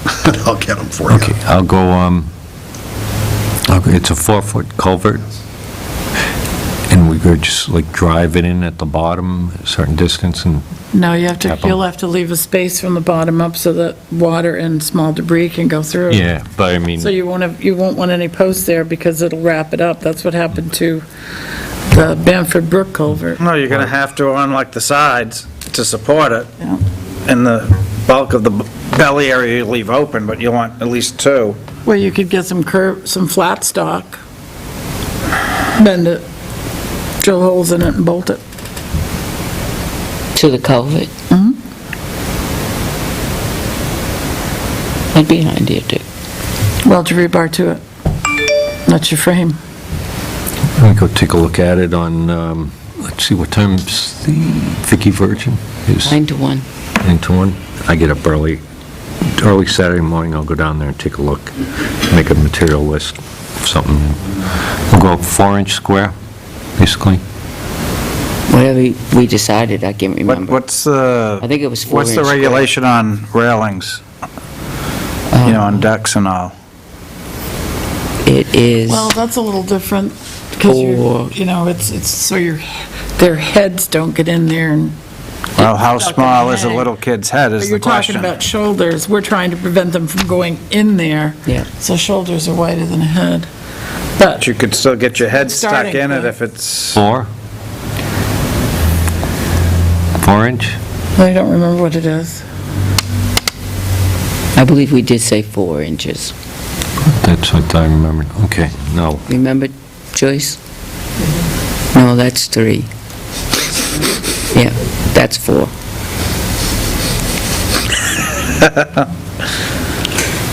I cut it twice and it's still too short. Just the other thing about with the property pin, I'll speak with Glenn Smith about that and ask that he go with the information that he has, that he should contact the Sullivans to talk about that. Will that work? Because that really isn't a WRTA thing, but it is just in case the Sullivans bring that up again. And then when I get to my part of the agenda later, I'll fill you in on the bollard change. It doesn't really affect you guys, but other than you do that, we talked about moving the fence up, well, that's changed again now.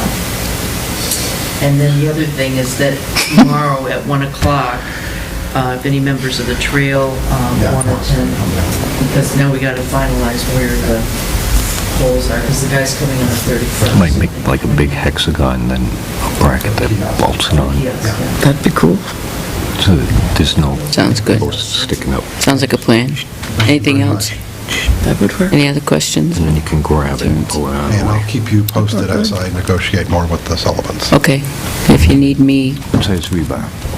I'll go over if you need me to. What do you call it? I really So I don't prefer look that at it. you work it out, because I think that if you work it out with him, that you'll I finished my make some pieces, Bob. movement. If you don't, I'll go over and talk. Thank you. Either way. Thank All right, you. Thanks, Ken. And I'll get in touch with you Saturday afternoon. We'll figure it out. Be a good Sunday project for me. I'll send you an email. Thanks, Ken. Thank you. I think 5/8 would be plenty. Okay.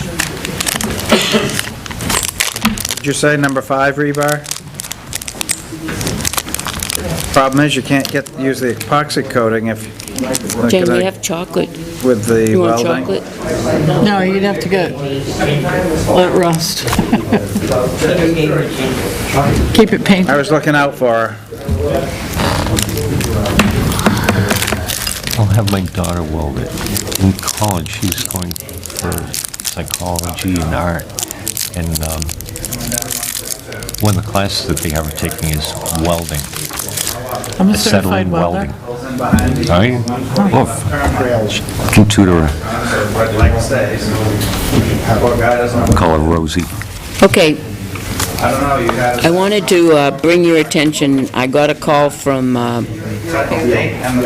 Scott Davis in lieu of the pipe freezing the other day to the trough. Thanks.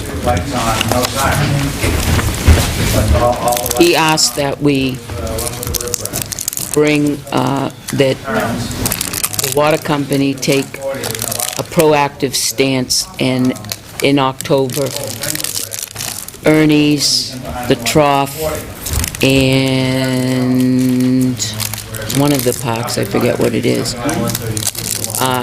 shut the water off and take the meters, and then in April, they'll put the meters back and turn the water on. Before they had the meters, they would turn it on and shut it off, and I didn't call them out here. Okay. They turned it on this spring. I didn't ask them to, So- which is very nice. Yeah. But when you talk to him, they need to put a shut-off before the meter. So this would never have happened if there'd been a shut-off there. I would have shut the water off there and it would have been running through the meter. I mean, I can understand why they wouldn't want one there, but if they had a shut-off before and an inline, then a shut-off at the end, it's really, it's so difficult for me to hook a hose to it because of the way it is. It runs almost to the edge. So I've got about this much space between the granite and We're that past to that hook a time. hose What to. do you need? You need to talk to us? I was running it over to Town Hall until we had to shut it off because there's a leak. What do you think, 5 minutes? It was easier. Do they Joyce, charge us a fee to put that meter in now, each time? No, and they'd better not. the water company is going to take a proactive stance, and they're going to shut the water off at the Trough and Ernie's and one of the parks, Probably Riverfront. and take the meter with them, and then in the spring, bring back the meter in April sometime, turn the water on. Catherine would like to just ask John to possibly, over here, put a shut-off before the meter. And then, because the freezing the other day, it wouldn't have happened if the meter froze. And it wouldn't have happened if there was a shut-off prior to the meter. If the So if you shut-off was- ask him if he could do that. If the shut-off was before the meter, it would shorten up the length after the meter, and then I could probably hook a hose to it much easier. There isn't much space now between the shut-off and the granite to get a hose in Can there. you ask John to do that? Just tell him that the selectmen agreed that would be really nice to It was, take it a is nice. proactive stance and do that. And thank you very much. All right, Tim, you have a few minutes. Wonderful. Sneaking you in now. Okay, thank you. I won't take very long. I just have one item, which is the electric supply contract. Our contract is expiring November of this year, and last year, we're currently on a 6.22 cents per kilowatt hour contract, which was really an exceptional price that we got last year. And 2 years ago, we were at 6.99 cents. I'm trying to find a contract with greater duration than 12 months. And right now, the 12 and 24-month contracts are pretty flat. There's not a lot of difference between them.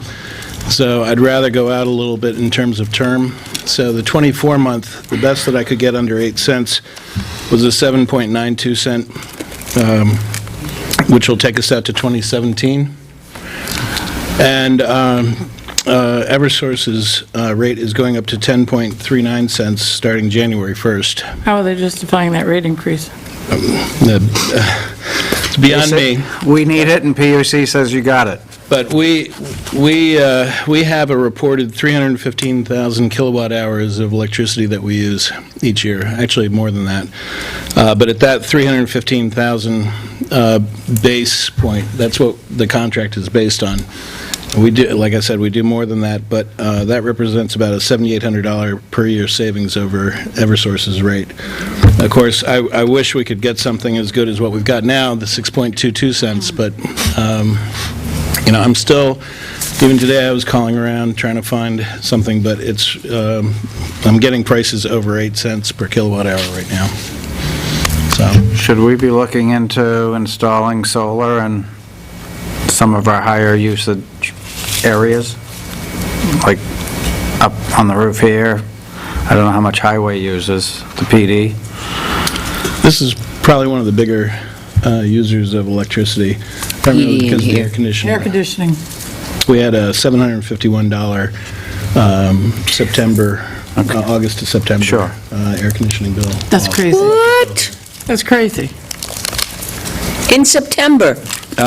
From August to September, that was billed, the September bill, which represented August and September, yeah. Mid-August to mid-September. So, in any event, there's an agreement in your to-be-signed folder. Last year I held out several months after the school had signed, after Northfield had signed, the fire district had signed, and we improved quite a bit because we held off, but I just don't have that sense. There's not that much spread between the different contracts, and there doesn't seem to be any great advantage to having a 12-month agreement, and rates seem to be on the incline, probably because coal is less of a, it is not used as much for electricity generation, and it's just the market is a little bit in flux because of that, I think.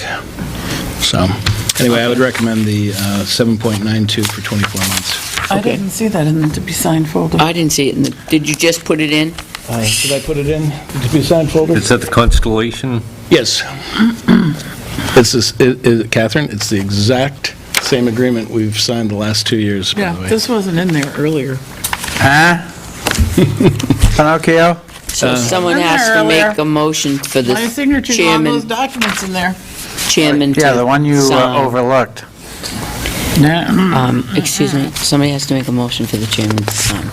Motion to subrogate our authority to the chairman of the Board of Selectmen to sign the Constellation Electric supply contract. Second. I was hoping she'd forget that part. I could have I had. knew you were.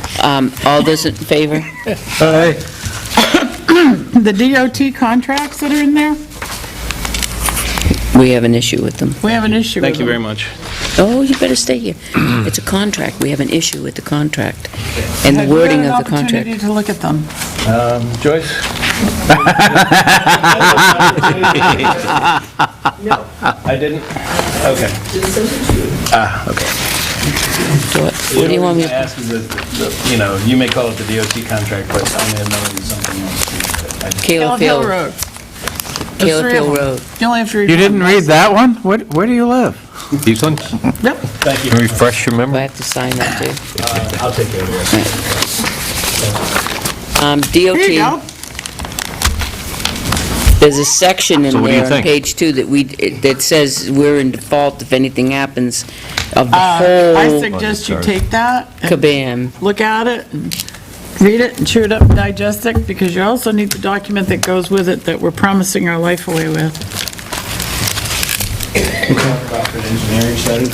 Well, if, basically, I mean, it says, if we mess anything up, we're gonna pay them back all the money. Yep. If you do an engineering study, We didn't do that, we didn't sign that for Silver Lake Road project. I don't know if it's changed now, but if you do like an engineering study, you raise and appropriate the $100,000, which is, and then, because you don't know how much money you're gonna need, so you don't appropriate at town meeting. Yeah, you get a bond, Town meeting, authority to bond. well, you have to find out how much money you need first. You already have the authority to bond. We already have the authority to bond, that's right. Oh, you have the authority to bond? Yep. Yeah. Up to 2.675 But if you million. decide not to bond, you still have to pay, you don't get your 80% back. If you decide not to go along with the project, you won't get your money back. You'll owe them. If they've even paid you, you owe it back to them. We haven't even started yet. No, we haven't even, This is the contract to start. I'll be happy to take a look at that. and, thank you. All right. Joyce and I will. Thank you. Like I said, there's a document they refer to in that. Okay. As the default. Okay, thank you very much. No, thank you. Joyce, Joycey. Okay, so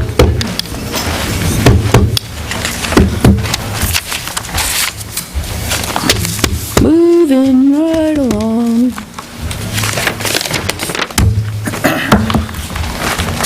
the Silver Lake Road one project, you weren't taking the road over. So that's one difference. Not really, because it was still like, you know, 1/3, 2/3. They paid us, we paid them. All right. What you got? And then before you go, I've got something. Okay. Well, let's pick up with Ernie's. I can't recall if the board actually took a vote to accept and expend this additional grant from CRDC. So just to cover ourselves, can you go ahead and make that motion?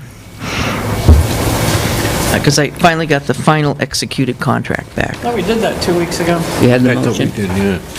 Just move to accept and expend the, I'll give you the amount.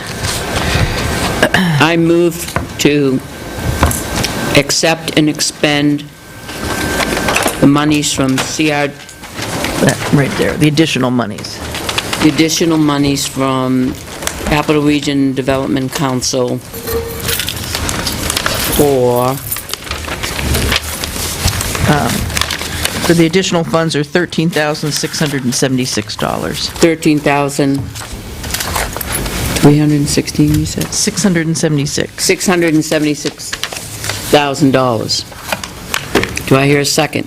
Second. Do I hear discussion? All those in favor? Aye. Aye. Okay, so that's the signed contract. Here is the change order. And the reason that the amount is $13,176, this is change order number 7, is because $500 of that is retained, of that amount you just voted, is retained by CRDC for their legal fees to prepare all the documents. So in other words, the $500 is not part of Crederi's How much is contract. left? Well, I was trying to work on What is the- that spreadsheet. We've expended the, No, what are we basically holding back? We haven't done a walkthrough, right? We haven't. no, that's going to be tomorrow Hit one. at 1. I won't be there. I didn't know. You'll be there, Peter? We just found out. With you, Why did we John? just find out this morning? Because I just got it today, Thursday, October 22nd at 8:06 a.m. And it was emailed from Rip to me, Chuck Mitchell, Pat Constantino, Catherine Dawson, and Rick Silverberg. I haven't been in today. So they've given us a little over 24-hour notice, isn't that nice? We'll be at the site tomorrow at 1 not sorry. p.m. Belknap to do a final review. Please join us, or please let me know any comments or concerns you have regarding their work. Superior Fence is also scheduled to be at the site on October 29th and 30th to do the fencing. Once that is done, we are on home stretch to close out the project. So how much are we holding back? Yeah, what's your retainage? Well, there is no retainage. I Why will... not? Because that was never in the original contract. Because they just bill us for time and materials. So if you're not So if happy with what something they did, goes- we don't pay it. And if something goes bad on Well, it, we've got no Okay, recourse now. so is this their time and materials up to date? That's for No, the this is- extra this is- monies from the This is authorization. CRCDC. This is authorization They'll give to us the money. spend that $13,000. Right. Spend the that- $13,176. That's all I that is. haven't read it, so I don't know. That's what that is, and they went back to the CRDC to get extra monies for the fencing and repairing of that spot where it eroded down by the turtle So we nesting. sign this, they're going to start spending it? Or has it already been spent? We give them authorization to You're spend giving it. them authorization to spend it. They know where it's So going, now I'm right? back to, Or I should say authorization to pay it. okay, so Because how we much of, just- so I'm back to the same Yep. question. How much of this is not Of the expensed? total amount, Of this is not expensed, of this 13,176? Because I assume they're paid up to date. no, we haven't paid them anything. Oh, my God. If we sign this, we're giving them authority to spend this money. Yes, Okay, so they're going to spend it all? yeah, Okay. every so penny, How much is left over? None. none. So what do we have in retainage? None. Well, I'm not signing this. If we go through this and there are things that aren't correct, Yeah, what leverage do we have? Well, I don't pay them. We do not cut them a check. But you just, But soon as we cut them that check, you just. normally you hold That's it. 5% for a year. Right, but the only contract we have is with Crederi Associates, with the engineer. Right. They bill us for what work that they do. They don't do any work until we give them a change order. Now, in this instance, we knew the money was coming, but And- I didn't even present the change order until I had the signed contract, which just went where? So what guarantee do they give us on the work completed?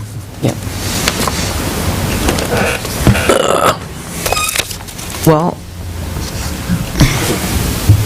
I don't know what to say. Well, I'm used to like DOT where you're basically guaranteeing it, like your grass and stuff for one full growing season, any brush for, Well, those would be great questions that we'll ask for Rip, because the Belknap landscaping contract is with Crederi Associates. Right, It's not through the selectmen. right.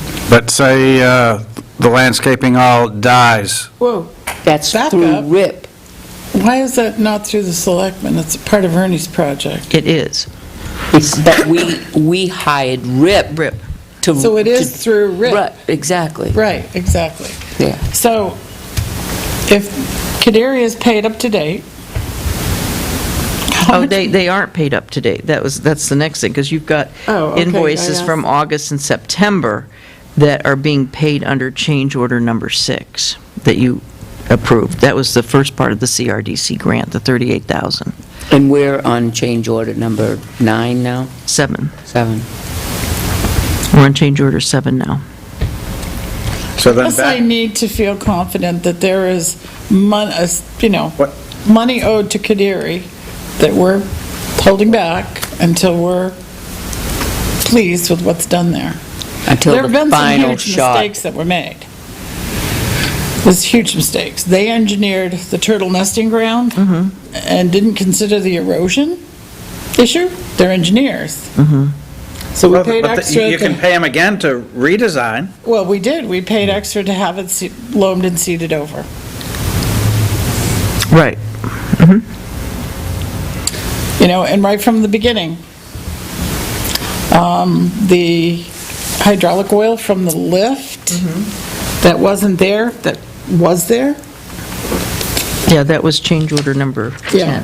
Right, but they didn't realize, they did know that there was something in the ground to be removed. I told them. They didn't know that it had I leaked. told them there was a lift there. I knew there was a lift there. I did concrete work in there years ago. I knew there was a lift there. And because they had their sonar, we're all set. Right, and then they went and got the petroleum odd fund to take care of the leak. Right, but I'm just saying, they made the mistake. There have been mistakes made, so I'm not comfortable that I can just pay them all their money and then do a walkthrough. I can't do a walkthrough tomorrow. Well, what do you do next spring if all the plantings are dead? All the plantings are dead, or we have huge erosion, or, Well, I know that there was no watering plan, and that the in-kind, part of the in-kind match was that the Conservation Commission was going to help with the, and WRTA was supposed to help with the watering and plantings and doing those things. So it leaves it open for human error if somebody else was going to do the watering, so it doesn't rely solely on RIP's organization, because how does he keep track of whether it's been watered or not? You can't. Well, It's- the it's- problem with the engineers is you pay for however many times they do it. They design it wrong, you pay for it. They redesign it, you pay for it. But that doesn't fall, right now, the way it is that we've done some in-kind work. Because we've done in-kind work to lessen the load on the grant, then that, for So- lack of a better explanation, leaves us to human error, So that because voids any sort of warranty on any work it completed. doesn't void it, but it opens it up for scrutiny. Well, what happens? There were only 3 contracts that were let out, and they all went for bid. Right. We all got to review all of the we got to review the bid specs, we got to review all the responses, and had input onto who was being selected. Okay? One was the company that actually demoed the building. The second was with Enpro, they were licensed to remove the hazardous waste. And then Enpro came back the following year to actually remove the contaminated soil. Now, that was the one that I was disappointed joke. with. And the board spoke up about that, and they did cut money from their bill, Right. Well, okay? Little money. a little money. Well, no, But they no, should have. Rip held back money from paying them. And they had asked, because they had asked for more money, and Rip not only said, no, you're not getting more money, I'm also withholding, and off the top of my head, I want to say it was another $4,000. Because they just Mm-hmm. stopped work. And then the third contract that was let out was with Belknap Landscaping. And what did Belknap do? Well, I'll give you Well, they work any of our sewer intimately, projects, daily with the members of the Conservation. any of the sewer projects, when we have any landscaping planting done, it is warranted for a full growing season, so that after you've planted them, 6 months later they die, the company comes back and replaces them with another in-kind. And my Plant or understanding tree. is Belknap was warranting those. It's Those my understanding that My they are understanding warranted. is that they're warranting I them, didn't too. see a deposit being withheld. Well, or and that's bond why or you anything. have the retainage, because that's how you get their attention, is if you hold the retainage, they have a reason to hold up. Then we can ask Rip to hold some money back. We can ask him that. There was another contractor. Oh, Weston Engineering. They were the company that was, that presented designs to the Conservation Commission, and that, again, was a contract through Crederi. What did they do? They put together designs and redesigned invoices. and designed again and redesigned again. I thought they worked for Like Cadere. Joe, I hate engineers. It's a Because you separate pay multiple landscaping. times. There was a Weston. separate, They're not held was it accountable. separate that put the seed in? I don't think that was Belknap, was it? Belknap Yep. had subs. Yeah, they They had subbed out subs. that. They subbed out the hydro seeding, they subbed out the fencing. We worked with them on the, getting the boulders and working out the boulders and the gravel part. I'm still trying to figure out what the wildflowers are. Okay, I think Well, we that need would to be move. up to the, Clover. you have They to were talk about to the that big. Conservation Commission, because the oversight of Belknap Landscaping's work and the design was the Yeah. Conservation Commission. We have been working with them and Right. discussed it. I think we need to move on from this, because it will take up all evening if we want to All discuss right, it. so what, Pass it around to see who else is going to sign that. okay, this authorizes them to spend the money that we pay the just money. got. To pay the money, well, Yeah. Do your walkthrough first, just me. in your invoices are August and September's invoices from Crederi for the work that they did. And if you want it broken down to dates and times and exactly what they did, I can go through all of my emails. I can tell you what days I spoke with Judd, who's the, Rip's the primary. He's the he's either the environmental specialist 1 or the geologist 3. Numerous conversations with him. Anytime I've called him and said, you better get up here and take a look, he's come. I can have that all broken down for you. I have a humongous spreadsheet that goes back to August 12th, Yep. August of 2012, and lists every moment of time that was spent on this project.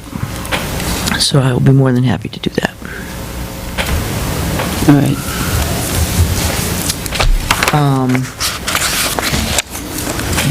Let's see, pay invoice, okay. Signage we talked about, 1 o'clock meeting we talked about. I also got an email today from Glenn Smith saying that their federal audit for the WRTA, their project, went very well, just so that we know, since they were responsible for the construction of it and were responsible for the maintenance of it. And the only other piece remaining, and I've sent all this to Chuck already, and I haven't had a conversation with him because it just all came up today. Originally, the gate that was at Mayor's, to keep people from entering the trail, Lyman had moved it to right at the line where the trail enters Ernie's. Well, the gate was like way too big, so that if somebody wanted to go around, they would tip down the thing. So the Conservation Commission said, well, we'll take it, move it up to where the trail meets the parking lot, so that keeps people from driving onto Salmon Run and driving onto the trail. So yesterday, I saw people out there, and I called Glenn. I says, what are you guys doing out there? And what they are proposing now, instead of moving that gate, is to install a bollard right at the start of the sidewalk, the trail and the route. This is 3 and 11. So Glenn is standing at 3 and 11, taking the picture of Tom Jameson. Tom Jameson is the bollard. And what it does is, it's just a post. Tall bollard. The post that's in the middle of the trail. Just go to Riverfront Park, you can see it right out Yeah, front by the parking But area. it's collapsible. Yeah, no, however, snow machines can get by that. Snow machines don't come on that. The snow Come on. machines stay on the Just snow hasn't been trail. any snow yet. Rephrase that, snow machines are not supposed to go on that. I don't know how they would get there, Pat, because there's a fence between the trail and the railroad track, and they stay on the railroad track. They come over, they have permission from Oh, the that's state true. to use To that use rail the line. railroad They get to use the actual They are tracks. to stay That's in the right. railroad corridor, and they can't come under, there's a fence the entire So length. what are they going to do at the gate? Keep it there? No, they're going to pull it out. So altogether? Altogether, it's gone. Did they adjust the gate in Ernie's at this end, so it's ADA? So somebody won't fall over the edge? Where are you talking? Oh, the one I spoke to you about, because it was so close to where the culvert is, so you had Oh, to yeah, just... no, they're That's taking the that gate out. being That's the taken gate out. that's That's the one being they're taking removed. out. That's the one they're taking out. In the back there, see it in the back? And that's Mr. Ballard standing. No. And where Tom Jameson is going to be, the orange gate is way here, right here. That's coming out. It was coming up here, but now... This is the gate at Ernie's? Yep. Out back, that's the one. Out back, where yeah. There's the culvert. And now he's going to be, where he's standing, a bollard is going to be there. Now, this isn't, That's not Ernie's. There's Sullivan's the diagram, house. Oh, I thought he was up on the trail. He's in Ernie's, there's the boulders for Yep. the pavement. So they're not even gonna have a gate there, they're just gonna put a bollard down by our parking lot. Yep. right where he's Because you kept saying standing. Route 311. It's a I'm faucet. like, No, right Route where he's 311? It's the Why would they faucet. put a bollard at Route It's the faucet, 311? right? Is that- They're the putting, this hydrant? is in by the Yeah. parking lot. Yes. Yep. Yes, okay. But it's collapsible, so that the sewer trucks can get in if they need to, which they won't use it. It's An just- ambulance or Or an ambulance. whatever else. Right. And it's wide enough on each side that it's ADA accessible, and people can bike through it and Okay.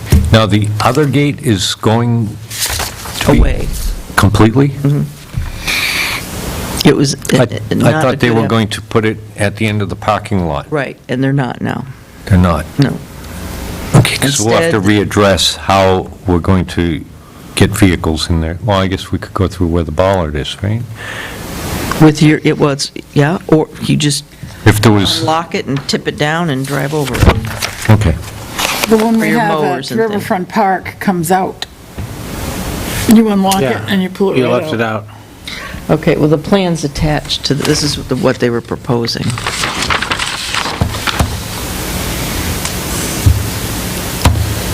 So it goes into the ground. Are we paying for any Belmont streetlights in this batch?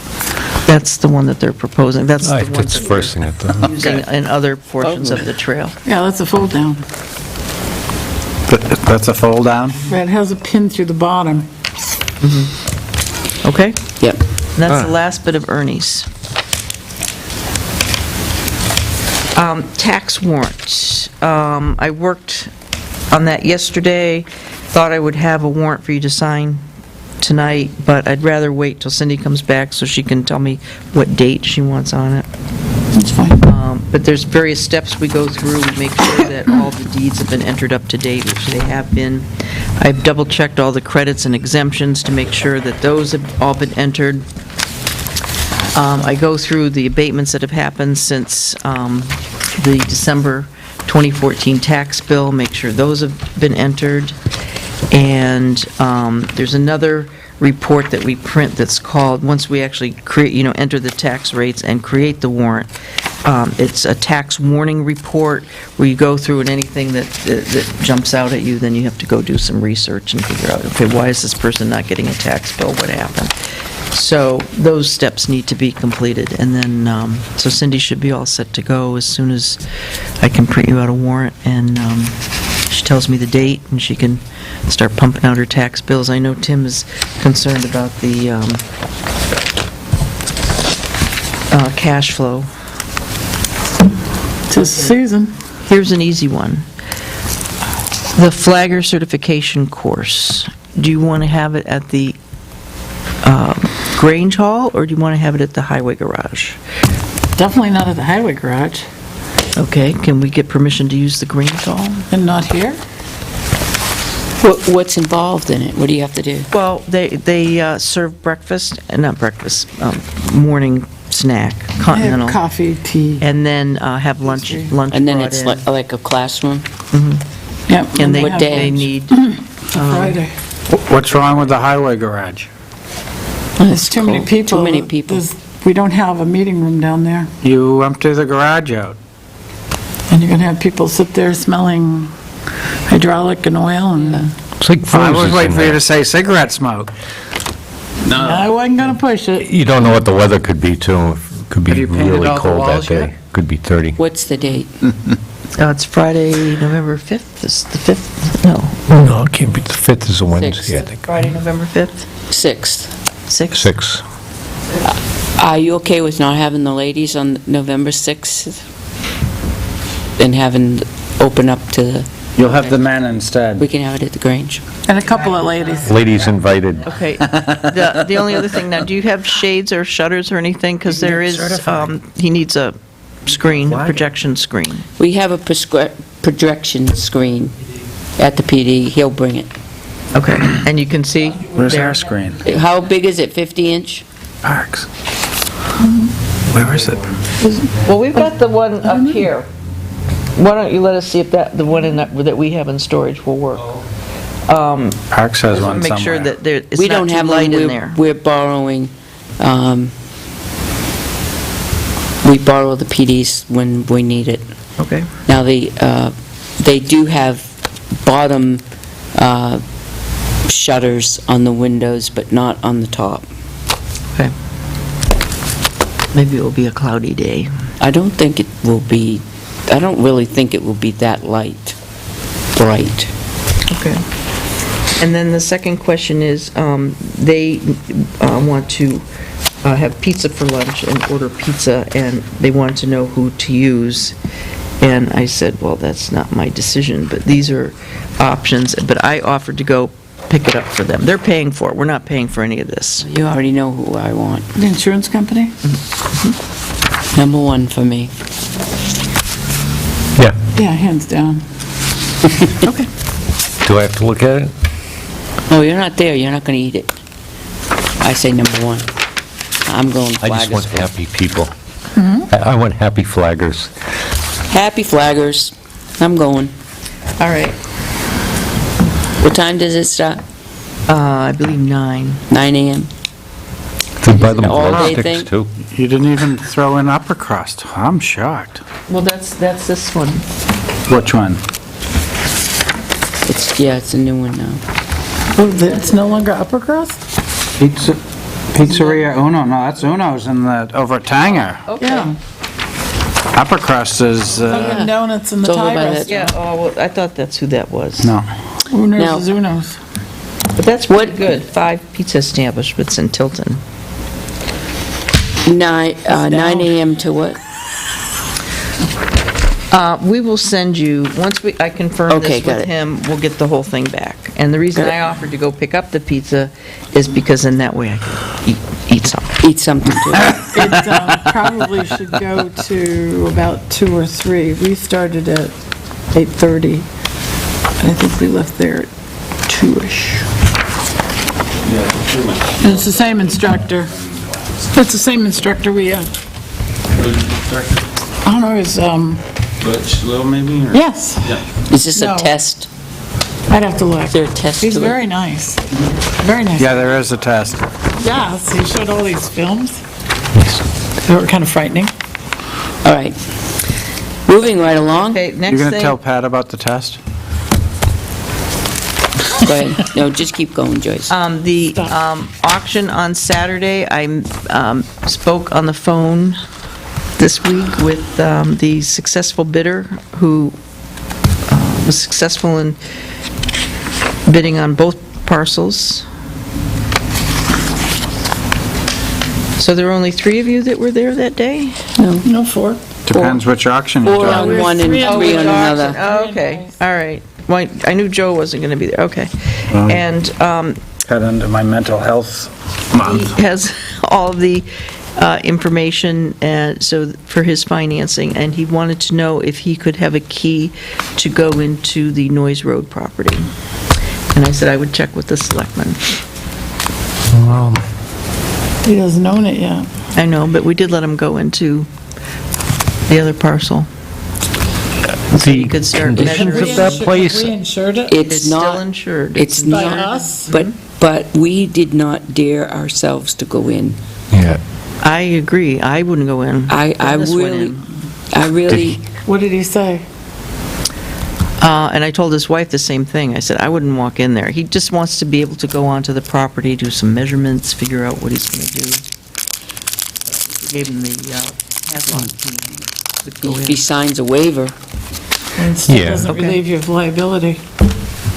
You can't waive somebody's civil rights. Away. then I would say no, if that's the case. You know, You can look in Because the windows. a lot of other properties, yeah, but I wouldn't know if Not that this is one. going to drop right through the floor into a well, or, or collapse wouldn't on them, or dare. get bitten by some kind of animal that's in there. Did Greg ever It's do an just- open house there? I wouldn't know. nobody would walk in. Nobody would walk in? I went as far as the door step. I wouldn't dare. I would be afraid the floor would just collapse. And My the answer is ceiling no. come down. I don't know what else is in there, yeah. I wouldn't dare. Peter? You know the house, Noyes Road? It was 10 I haven't times, seen it. 10 times worse than Lakewood. 10 It's times only about worse? 6 feet off the ground No, where the not roof being starts. Prospect. And it's roofs like Ooh, it's this. The floors You were look in the solid. windows Yeah, and the the floors prospect are- was solid. And This was it's- a big difference. Yeah, I wouldn't put chickens in I it. mean, Okay, Just The don't go- ceilings are collapsing over this one. okay, no problem. I know you already talked about Caleb, Catherine, Gail had told me that Catherine wanted to see the document that was referenced in the contract, so I emailed it and had copies for all of you to review it, and all the attachments. I hope he's not thinking of renting it out until he works. It's frightening, isn't it? Catherine will be out Did you there. email it, Joyce? He just wants to determine whether it's a tear down It or would not. have been, I left it for you last night, so it would have been last night around 5, What's that? 5:30, 6, those, the municipally managed state aid I highway found it. projects. Catherine, that's what I brought you up this Yep. afternoon.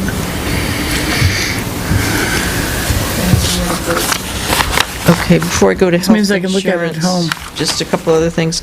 I have been working on an RFP for property liability, workers' comp, and unemployment compensation. I'm almost done with that. Hopefully we'll have it in the next 2 weeks.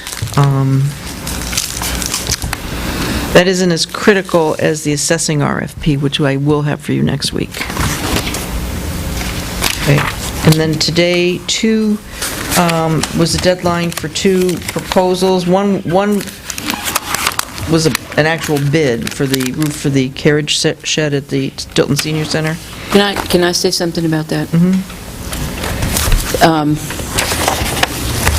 I would like to extend that time till noon tomorrow. There's a bidder that was not contacted for the roof, and I looked it up in here. We didn't contact, Did we put it on the website, Oh, do you too? have this is the solid waste one. no. And he did the roof on the senior center itself. I mailed him one. Is that who you're talking about?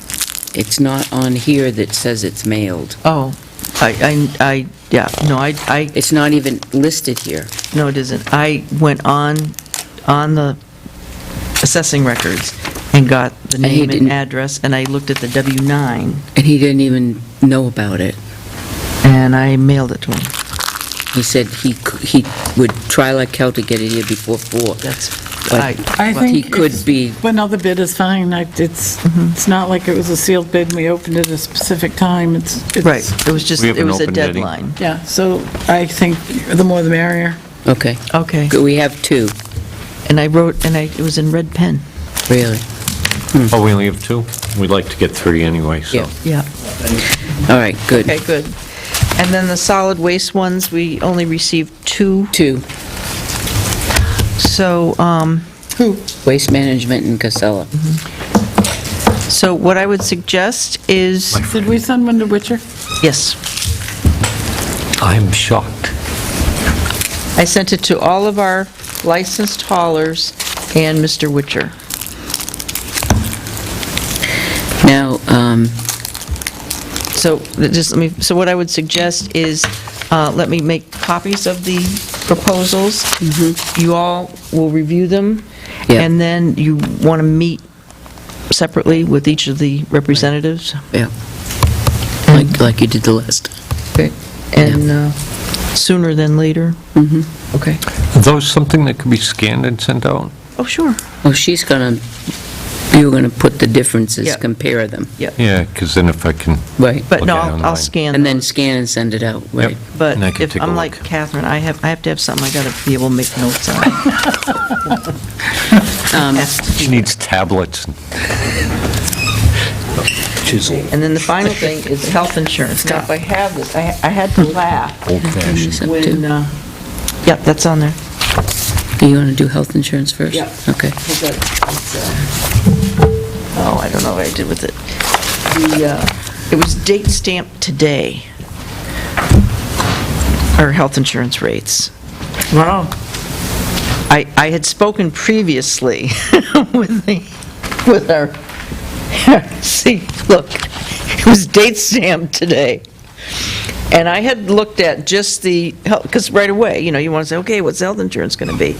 And I, knocked around a couple ideas. I sent it to Tim. I said, "Hey, this is what I'm thinking of recommending. And, but, let's play with some numbers. And plus, I hadn't had the life and disability and all that stuff. And then when they showed up in the police department's budget, I thought that was kind of cute. So anyway, what I would like to do, it looks real good. Just to give you a quick summary, the dental, no change to the dental. Our short-term disability dropped from 46 cents per $10 of monthly benefit to 38 cents per $10 a month benefit, monthly benefit. And the life insurance, no change in the premium, and the long-term disability, no change in the premium. Just a brief overview, I'll give you all the information, we can talk about it more in depth, what the changes are. That they are eliminating the Matthew Thornton Blue HMO program altogether, and they're substituting it with what's a program called Access Blue, which makes it a New England network. And this will allow them to be more competitive with the other insurance pools, because one of the complaints that they had was like, oh, we have to get a referral for everything, we have to stay in network. I mean, sure, we can go to, any New Hampshire network doctor, or we could go to a Boston doctor, but we have to get the referral. This eliminates the referrals, and you have access to the entire New England Anthem network. So we are now pooled this was the same last year. We're under 50 employees that are enrolled in health and dental insurance. So I was a little worried because, it's a smaller group. But if we were to stay with exactly the same plan that we have, it's a 3.2% increase. If we up the employee copay, which right now is $5, go to $10, it would only be a 1.7% increase with better coverage, better plan. And did I say there was no change in the dental as well? Mm-hmm. So we're going to play with the numbers and come back with a more formal presentation to the board. Wonderful. The only other thing that the $5 copay is going away as of January 1. So you could keep that plan if you want, but it's going to be done. I say, well, might as well just bite the bullet now. Take the savings now. And also, there will be no return of contribution. The agreement that Health Trust, I should say Local Government Center had made was that they had to change the way they handle their reserves. And that's why over the past couple years we kept getting these return of contributions to have to calculate to give back to people. And so what they've had to do is they've lowered their reserves to cover all their claims so that there won't be any more return of contributions. So they reached the goal. Yep. So we still have some from 2015 to distribute, but we're going to wait and do that at probably November, because October's just been too crazy. The people that benefit from the return of contribution are really retirees or people that are paying 100% of their premium, because you get it all back since you paid it all back. You get the amount that's being allocated to Tilton. For town employees, it isn't that much, so. And then the other thing we had talked about, this I guess had come up while I was going, it's come up from time to time. Our current personnel policy on overtime is that whenever there is a holiday, if an employee worked overtime, that overtime they can't be paid at time and a half. It's paid at straight time. Some employees, right? Well, non-union employees. non-union employees. Right. In most instances, if an employee, if they're overtime, because our policy on overtime is very strict, it has to be approved by a supervisor. An employee just can't say, oh, hey, I'm going to work some overtime, or I'll adjust my schedule so I'll get some overtime. No, it has to be approved by the supervisor or the board, if those of us that report directly to the board. So, but there are times where it would be mandated that the person has to work, and in those instances, then they would be paid at the time and a half rate if it was mandated overtime that week. And in the PD, if they work a holiday, They get paid. they get paid time and a half? Yep. No, they get straight time. Plus, Plus the holiday. Plus the holiday. Whether they work the holiday or they don't work the holiday. right. Right, but if they work the holiday, Straight those time. working hours, is it straight time? Mm-hmm. Okay. And then they get Plus the holiday on top. Then the holiday on top. And their overtime, it would be mandated. We've brought this up over the past. What really it does is actually penalizes the employee for having a holiday in the week. For instance, if you have a holiday, let's say Thanksgiving, and then you have the highway department open on Saturday for dump time, that 4 hours is at straight time, not at overtime.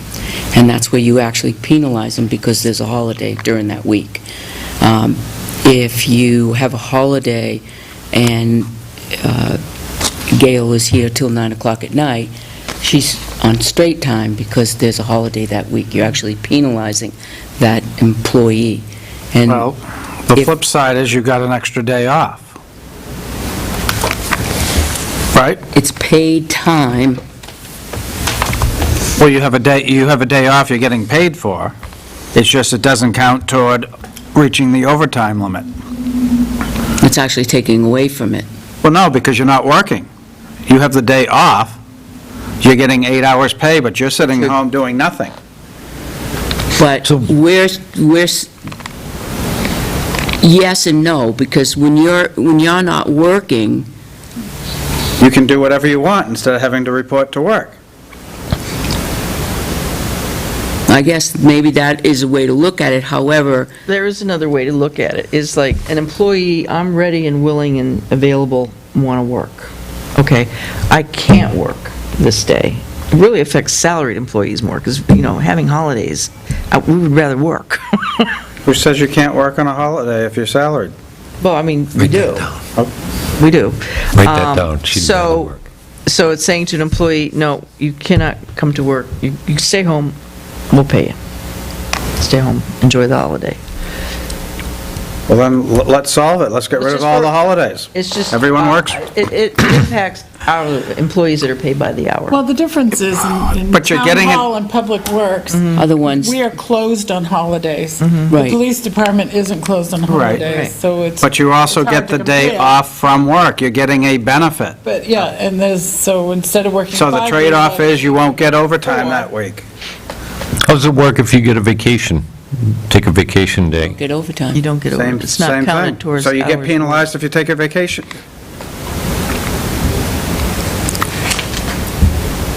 However, the contractual people don't. They don't, How because does it they're... work in the real world? They don't what? I get They the don't. same thing. We never don't- did. If we took a We only day, get paid overtime for actual worked hours, not worked, for... Physically worked. we always got paid a holiday. If we got a holiday, and then I worked 8 hours Saturday, anything over 40 hours, whether it was made up of paid time off or whether it was made up of a holiday, anything over 40, we got paid time and a half. So you could take Monday through Friday off as vacation, get called in Saturday and get overtime?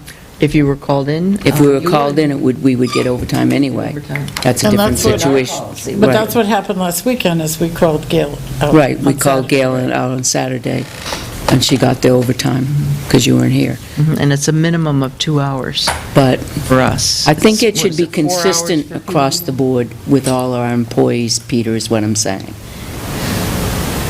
I think that it should be consistent with all of our employees. That's what I'm asking. So wait, so if I'm an officer and I have Monday off, and, They get paid. well, actually... It's a holiday. They It's a get holiday, paid. but then they're going to work their normal rotation, which is different than the town hall and public works, because they could be any hours of the day. They can have the night shift where public works is only in snow events, and town hall doesn't work at night. But if the PD has a paid time off day, if they have a holiday, they get paid for that holiday. If Yep. the next day they take a paid time off day, they get paid for that. If the next day they work and the end of the week ends up to be 48 hours, they get time and a half for that 8 hours. Whoa. Who negotiated that? No. Back up. Only if it's mandated. If they're mandated to come in. If they've taken a holiday and some paid time off days, and then they worked a few days, but then they got called in to work, for those hours, they would be paid at If time it and a was, half. but if it's scheduled to fill in a shift, then yes, they get paid those hours. Okay. Okay. So there are times, if we look at the timesheet in here, it's already downstairs. You look, is it already downstairs? The binder's right over there.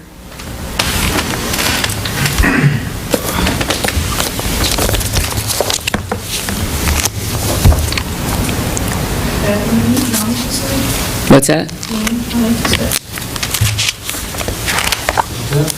Do you need to leave? You got to stay? He's enjoying it. I'm here for now, I'm getting used to this. I asked him before if he needed to leave, and he said no. Got it covered.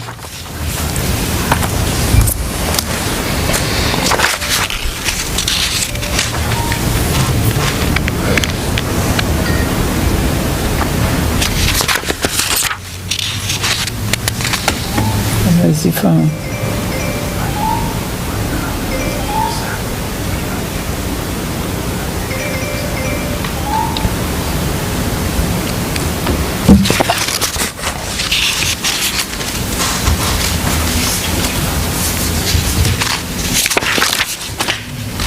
It's because he worked it.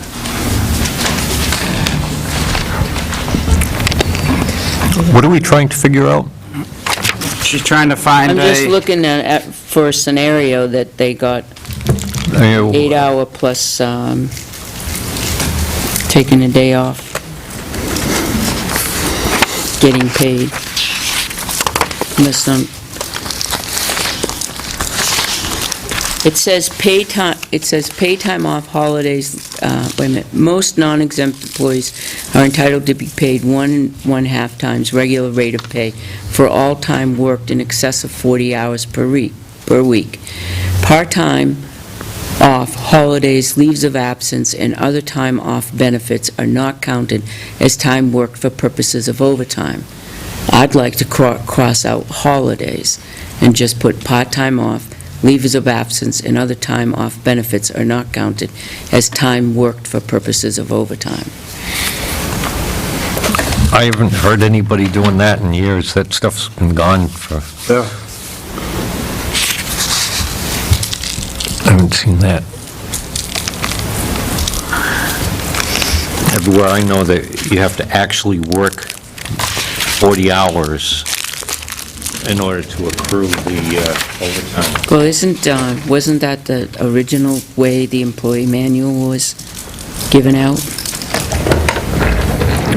This was the original 2008 language. That, I'm talking about the the one prior to that? one prior, I can look quickly. Did they or did they not get it?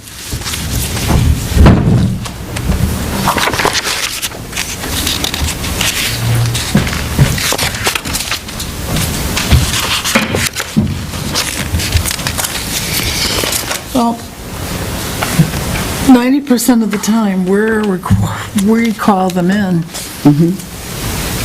for overtime. I'm trying to think of here an instance where that wouldn't be Scheduled would be the 4 hours on a Saturday morning. for public works. Right. Or Thursday evening, it would be Gale. Saturday morning. Otherwise, you would be called out if they called out on Oh, a snow. Thursday night is part of the job description. Selectmen's meetings, I shouldn't say Thursday night, well, selectmen's meetings. and the Thursday And- night wouldn't be the overtime, it would kick in on Friday, because she hasn't reached 40 yet. And she wouldn't anyway if there was a holiday. Correct. That's the trade-off of having your day off. Except for the exception of last weekend when we called her out on a Saturday. But as you've said, that was a call-out. Yeah. But we don't, there's no language in here that, I mean, because we're the selectmen, we can change the policy, it says that right in the front, but it doesn't allow for that call-out in here. In the 2000, policy was in effect from 2005 to 2008. It says, for purposes of computing overtime, hours worked showing hours actually worked, which excludes personal and annual leave vacation days, unless the employee has been called into work due to an emergency. So it excludes holidays. Excluded holidays. So let me ask you this question. How is Johanna paid? Well, and the Thursday night wouldn't be the overtime, it would kick in on Friday, because she hasn't reached 40 yet. So let me ask you this question. How is Johanna paid? 'Cause she hasn't reached 40 yet. Johanna paid. She follows this policy, She follows that one there. 2005 policy. So if she worked overtime during this week with the holiday, she got the overtime.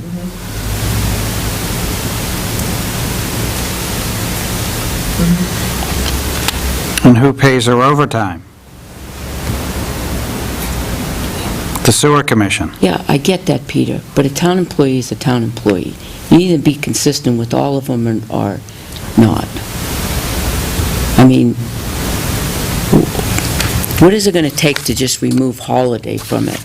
Everything else jives with everybody else. Go to the real world and check it out. They don't do I've that. been to the real world. I worked in the real world. That- Jane yes. worked in the real world. How did it work when you... Well, it doesn't work Yes, that way and back then you Doesn't work had that way for pensions us. and you had all So sorts see. of benefits. Things have changed. What year was that policy where we eliminated holidays?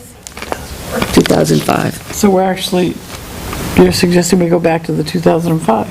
I'm just, Yeah. 2005 doesn't specify holidays.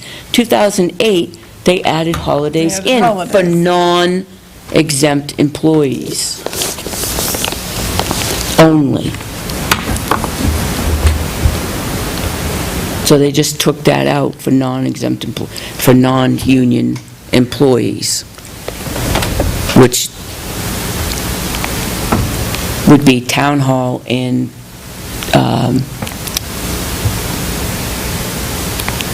highway, which is not asking an awful lot. I mean, it's not going to happen every day, doesn't happen every week. It'll probably not change an awful lot in money-wise for the year. How many holidays do we have a year? 11. And then, and I think, how many hours of overtime? 44. 11, so that would be, Well, no, And that isn't 44. so, because So, you know, Thanksgiving is always Thursday, right, so, exactly, so you're, so, and we usually, in one Christmas is instance, usually- it's 44 hours. Who else Christmas- does overtime usually? with the holidays, Are there many other employees that do overtime? no, Kim usually works a half hour to 2 hours a year in overtime. Dari compensates. us. compensates hours instead of the overtime. It would really affect the hours worked at the garage during a Saturday, and on Thursday evenings. That's the only people that I So it'd be could... two people, that's another Or- 88 hours a week potentially. It was So- what? So that would be like another, that's 4 hours at the garage, and there's two guys working overtime? That's only during the weeks of a holiday. Yeah, but if there's 11, So if they take a paid time off day, it doesn't work. but if... You're if- back in the same... But even if you go at the holidays, and you've got 11, Well, no. and you have 40, and that would be 44 hours, and there's just one guy. So we're looking at, Transfer station on Saturdays. So that would be 44 hours a year. so, and then other employees, we're talking like a total 88 additional So if I hours. take a paid time off day and then I work the rest, if I take Monday off, I work Tuesday through Friday, I do the transfer station on Saturday. You wouldn't get time and a half. The regular rate. You'd be So what's the regular difference rate. between paid time off and a holiday? It's, a holiday's paid time off. It's just mandated by the town when your paid time off day is. It's on these certain holidays. Then you have your floating paid time off you use whenever you choose during the year. Because on the flip side with the highway garage, they're not working the full snowstorm. There's times they're sleeping. I understand why, but we're paying for people to sleep. We are? I thought they had to be actively plowing. I haven't been there through winter yet. Yeah. You think they're out plowing the whole time? No, if they go home and sleep, we're not, I already had this. No, they go high, If they go home and sleep, we're not paying them for plowing. I don't think they don't go that's... home. I don't think that that's a correct statement. Okay. They don't go home? I don't think that's a correct statement. I've had Can this we, conversation with them. Can I look at this some more and we can talk about it next week? Yep. I want to see, do some numbers and What happens on, verify is it some Thanksgiving? talk other with Tim. employers' Is it policies. Thanksgiving that we give them Friday off too? Yes. Yes, Boxing Day. yep. So what happens on that? It's when you put everything in a box and return it. Well, there's no meeting on Thursday night, so Okay, it but would what be if they came ship in it. on Saturday? Because Friday isn't a holiday, they wouldn't get overtime, right? Right. Exactly. So you're looking at less than 44, you're looking at 40. About 40 hours per person that normally No, has not 4 per hours. person. You're looking at Yeah, 40 one guy. hours for the year. That would be the garage plus here.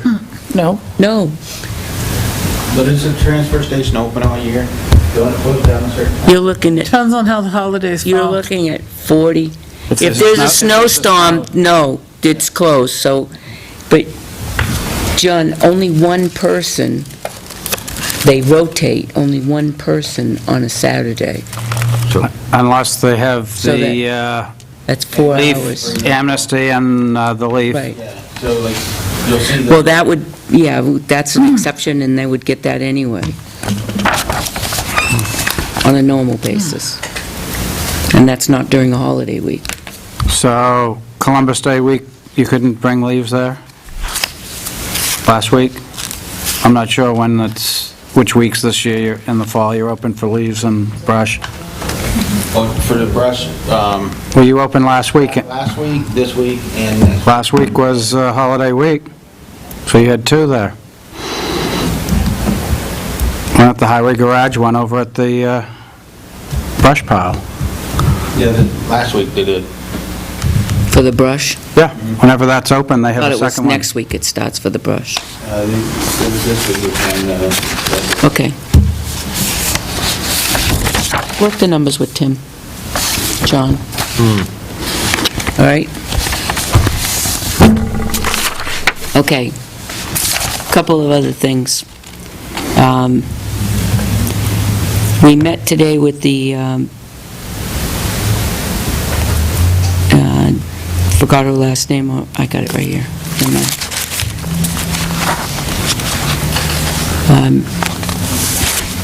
Met today with Juliana DePiece and Larissa Ruggiero. They are from Community Action Program. They run the volunteer driver program. We've had some troubles in the past with getting rides for our seniors. We're trying to work out some issues. One of the issues are the drivers that we have, that we used to have in Tilton, driving for Chat and then went to drive for CAP, are no longer available. So we have a real need for volunteers to drive seniors to appointments. And handicap. And the disabled, right, and disabled. What we have come up with a plan, sending letters into the papers and running another class for the drivers and so on and so forth, but we'd like permission to post a couple of sentences on the website asking for help, for volunteers to help drive seniors to appointments, if that's okay. I think so. It's fine. Okay. That's great. Okay, thank you.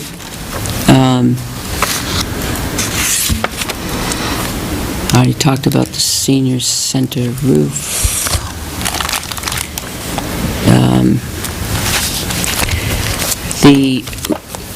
A couple of weeks ago, we had a report of a dead animal smell in the senior center. Terminex was called, he couldn't find anything. The smell got worse. Terminex was called again. He found something. We got another really bad smell. Terminex came. They couldn't find anything. And then we called him back again. Terminex came, and Cindy sent us a notice saying he couldn't find anything. But today, when meeting with the other people, Emily had said that, oh, yes, he did.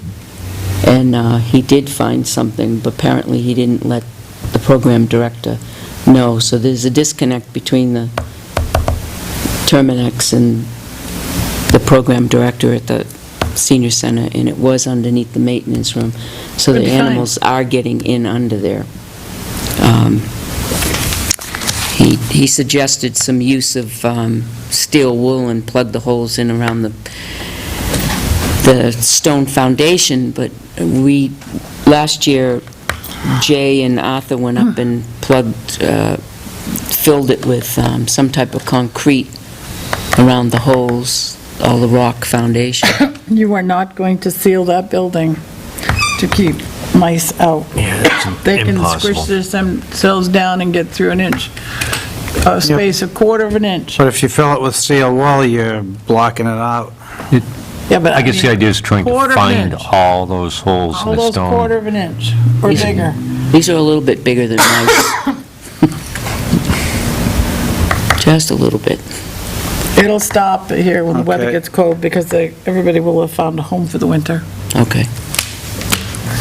Well, is there any way of putting up like a pressure-treated plywood on running the exterior on the foundation area as a barrier? We'll chew through that. I don't think there's any way to do that because we have Rock. we have the ramp in the back and the ramp in the front, which would exclude you to go up against that. You couldn't do it. And the rocks are uneven, so you wouldn't be able to get flush up against the building. Just start poking steel wool in every hole you can find. It'll slow them down, but Yeah. quarter inch. The other, I told you that the business owners really do it. really would like the tree not to go back into that space.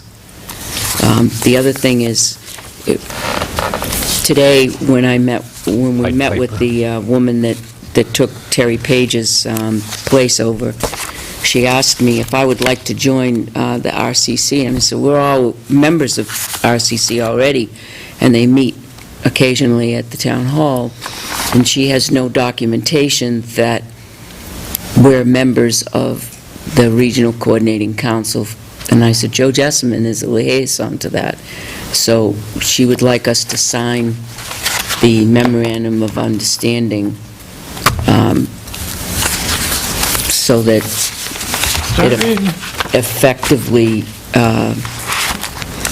I think we should just give it to Joyce and have Joyce fill in Joe Jessamine's name and send it in.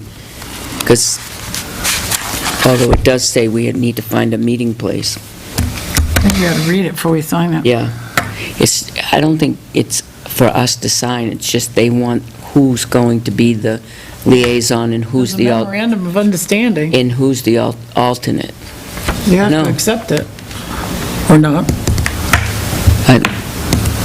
Well, I think that, Joyce, I think you should at least look at it to make sure that it's okay, or before we do sign it. Maybe that could be on the agenda next week to do it.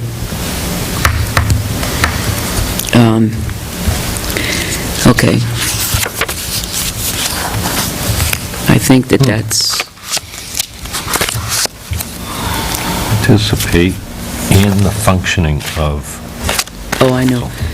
We have to start looking at the housing and standards ordinance that we put off last year, bringing to town meeting. We weren't prepared to bring it. There were some changes in it, so we have to start looking at that. Even if we took a special evening and took an hour out of our week and sat down and did nothing but that, we could get ahead of it rather than all of a sudden coming into February and saying, oh, we got 2 weeks to put this large document together. So, does everybody get familiar with it? I know, Not to complicate things, but I came back from the health conference with the national housing standards. Do we have to approve? Which are similar, Yeah, and they want, they would love it if the nation would adopt them. But it occurred to me to ask Dan Green, since he's the one that we contacted, If we have to go through the complicated process that's described in 48A, or if we could just adopt the national, since we're not creating them or writing them, if we could just adopt the national housing standards Instead, instead. Well, like I said, they're very similar. They don't require the creation of a housing standards board. We know how easy it is to get people to serve, but it is much simpler.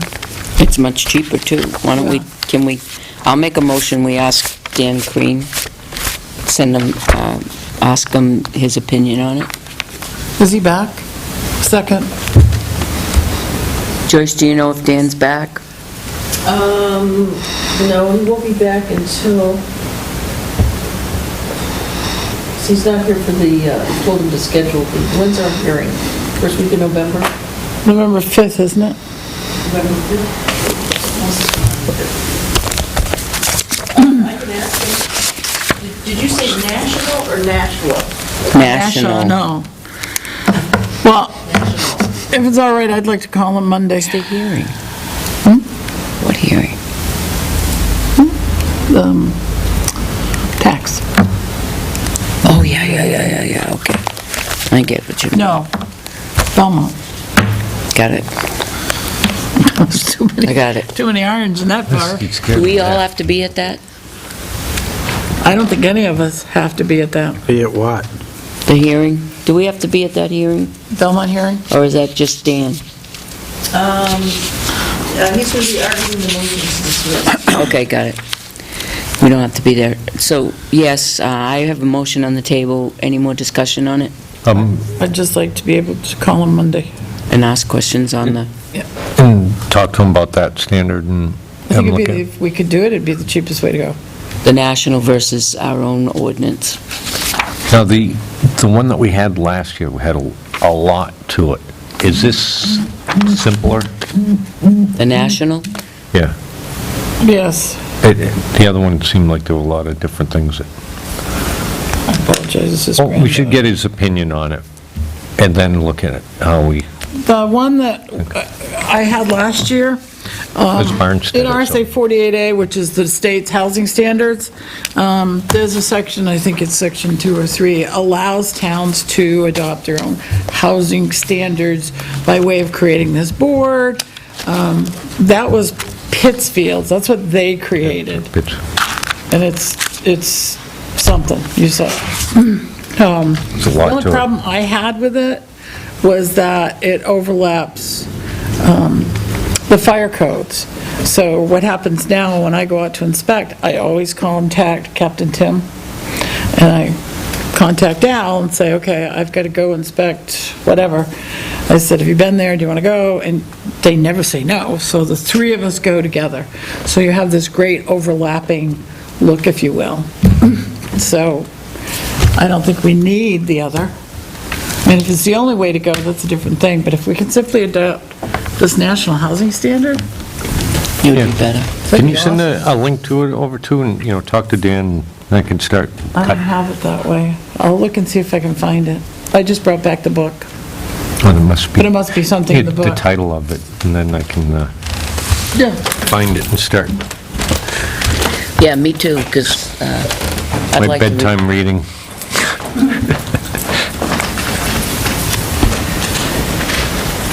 All right, while you're looking for that, do you have things to bring up? Okay. Do you have anything, Peter? I've done mine. Oh, did the motion pass? All those in favor of the motion, thank you, Gail. Sure. Aye. Passed. Yes, it did, Gail. Thank you. One oh yes, let the record show. Thank you. Catherine Dawson was an oh yes. Oh, yeah. All right. John, do you have anything for us? Let's see, Budget Committee met last night, they talked about CASA and New Beginnings, and then, Old Home we Day. turned Old Home Day, revert back to Peg, because she had previous financial statements, but she didn't have the budget for next year. We had some questions, and they didn't show up, so all that will be next Wednesday. our ongoing Wednesday meetings. The Conservation Commission met and went over a little project that the high schools wants to do. Kathy's friend, Partridge. What's his first name? Yeah. Yes, So, oh, yeah, they tried to contact and me. they're working on that for the disc course. We discussed a few things, basically, yeah, you can have it, but we want to keep you out of the wetlands or steep slopes, and Where are they doing that? it goes basically around the, Conservation sort of area. around the baseball field and up, and then down back behind the two baseball fields, and the end of the track down through there. And they're working on it, and they're pretty close to having it laid out, and then I think they talked to the school board, so now they're back 10 months in planning or something. wondered But where they're that doing went. great, and they've got great ideas. They're going to be putting in the ladder for or pass gates for adult eels and some type of Herring, so they can go up Lochmere. through the Lochmere dams. The The red grates, herring? it's only out. is it out or up? It's out. They put them up in the lakes, and they want them to be able to get out. My question was, do they come back? This isn't Well- out. Heron will He's- come back in the same place every year. Okay, that was my question, because it clearly said in there, this was for them to get out. Now, he Where was is- saying that they can Where are they go doing up this? Lochmere Dam. the Lochmere You already Dam. have the bypass side. The grates and the other Will part you in the cross pool your for them. bridge? That's the part of the river that goes by and misses the dam altogether. No, there isn't a part that misses the dam. Yes, there That is. doesn't always flow, Where you right? fish. Where the kids drowned a few years ago. Okay, that goes through the dam. No, it doesn't.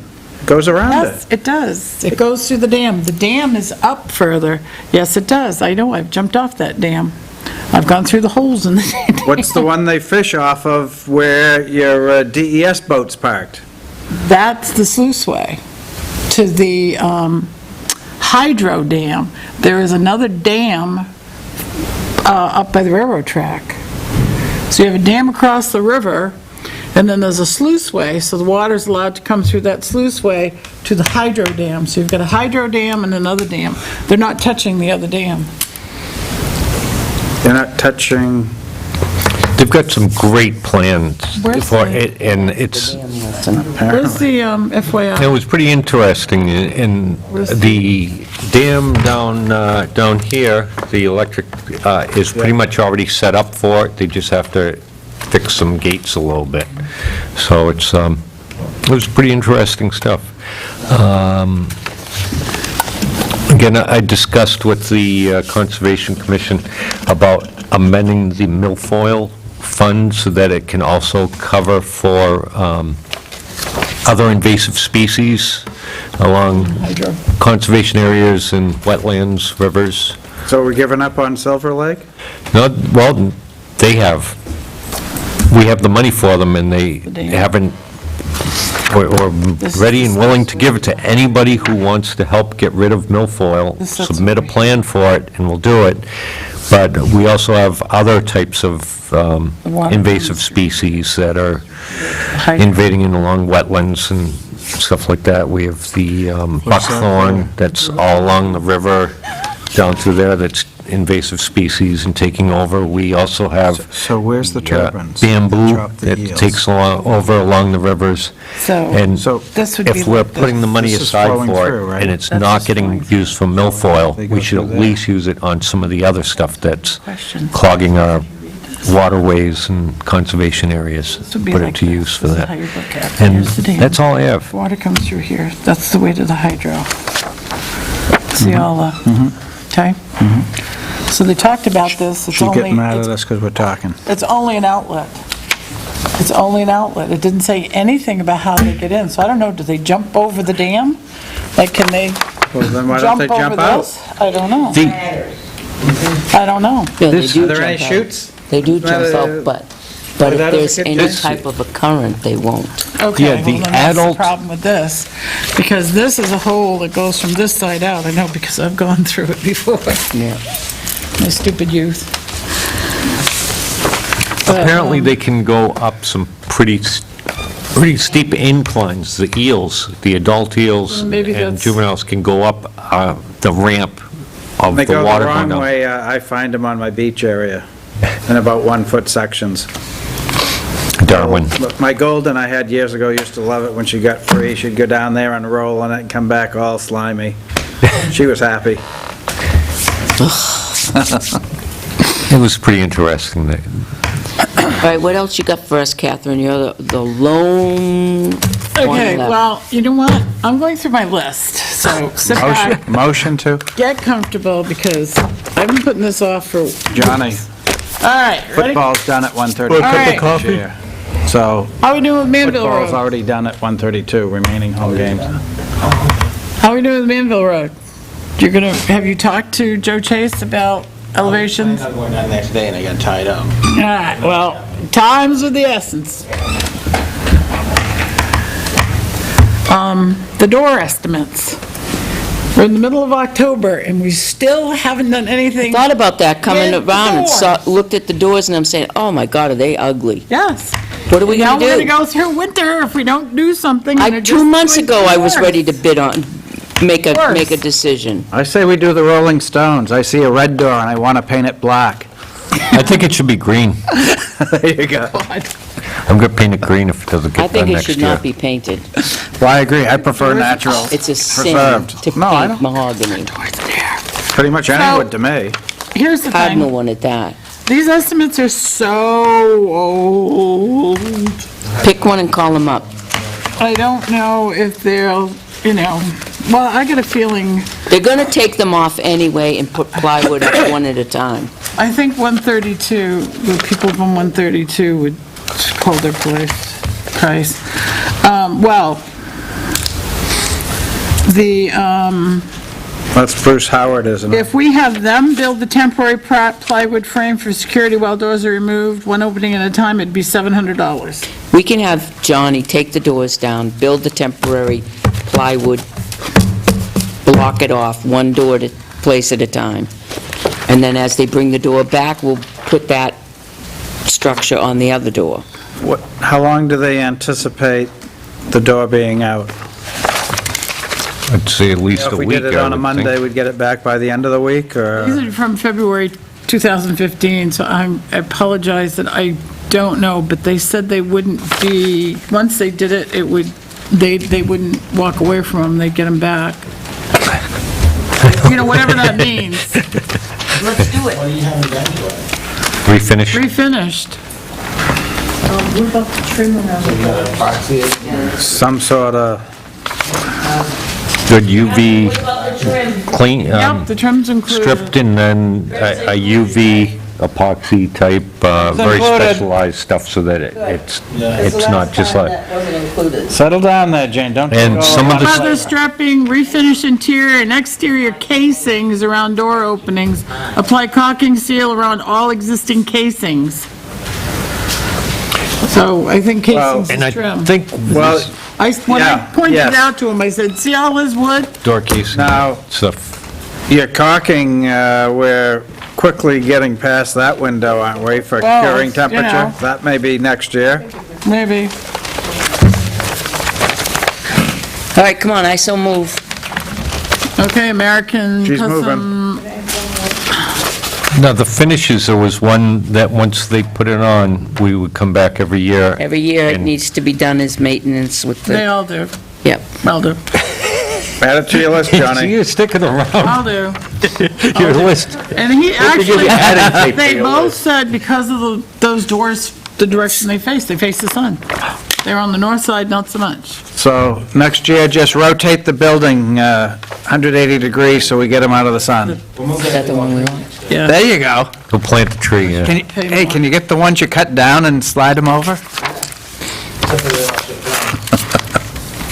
So we've got American Custom Design Woodwork Incorporated for $4,120. And they're So local. moved. Second. Which finish was it? It's the one that we're going to do regular maintenance, and it Yeah, will they're both upkeep. the same.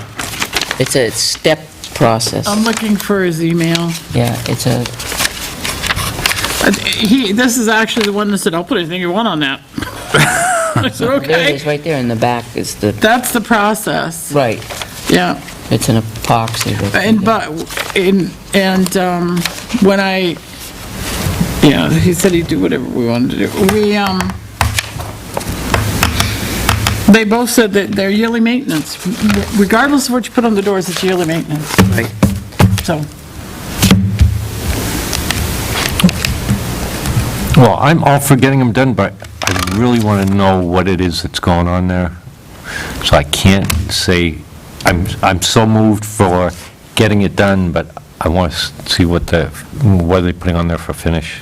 okay, we've been talking about this since February. We haven't talked about that I- it for you quite know, a while, and yeah, I I know, don't but- remember that guy's name Okay, as but how it you know what? relates to It's one of the it's right finishes. there, it's got Aye. the All this picture. information that I have on this is, all summer long. I brought these are the estimates from February, June 4th, 2015. I Okay, don't, so we've been discussing this, so you know what? It's an epox, it's right there, all the paperwork that you have You know on what? that type of epoxy. I'll call him up and see if he wants to come No. in. All in favor? Thursday night. Aye.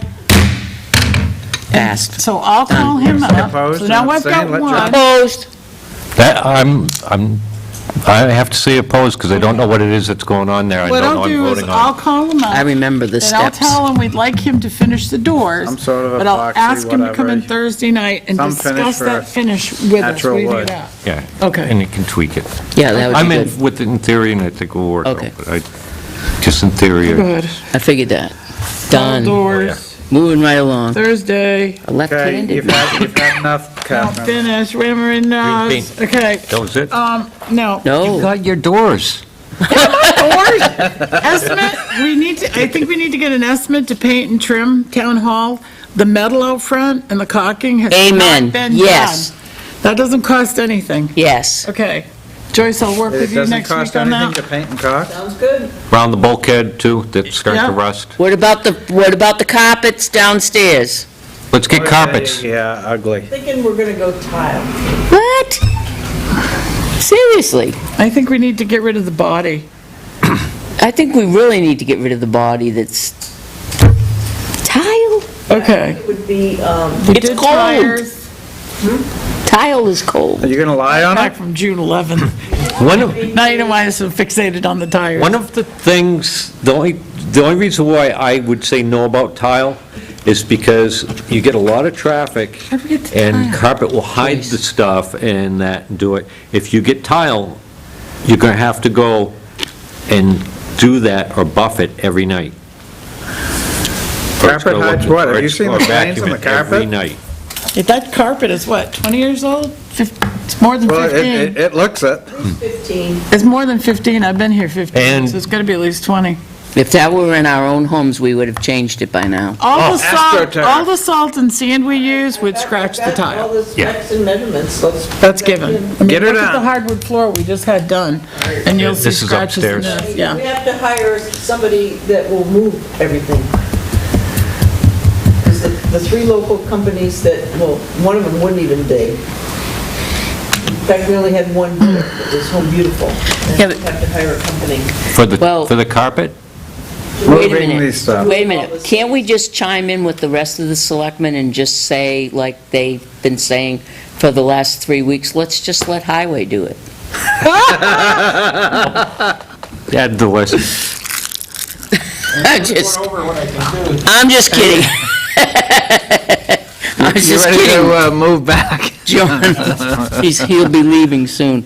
All right, so we're gonna One get more for it. Johnny. Wait a minute, let's just refresh that. We're gonna get an estimate on the carpets, correct? Yeah, I'll pull it up and Okay. Go. Do we have any recycle bins down at Public Works for people who need them? I went last week before last, and picked up 30, and I've given... Large one? Large one, we have a couple over at Casella, one or two. A large one? I need a large one for 31 Church Street. I cited them on their garbage. They were very nice and took care of it. But yeah, she has a problem. They have so much recycling. She also got mixed information. Some of the Casella guys told her if she put her recycling in clear plastic bags, they'd pick it up. They picked it up 1 week, but they refused to pick it up after that. I wanted to bring that up with you guys. Yeah. Since I've been here, I guess Casella has always picked up the recycling in a clear plastic bag. Yep. That's what they told us. They Yep. changed I it. actually called Tim and he put it on the website. They don't want it in the plastic bags. And I don't Because the think plastic bags get stuck in the machine. In the conveyors.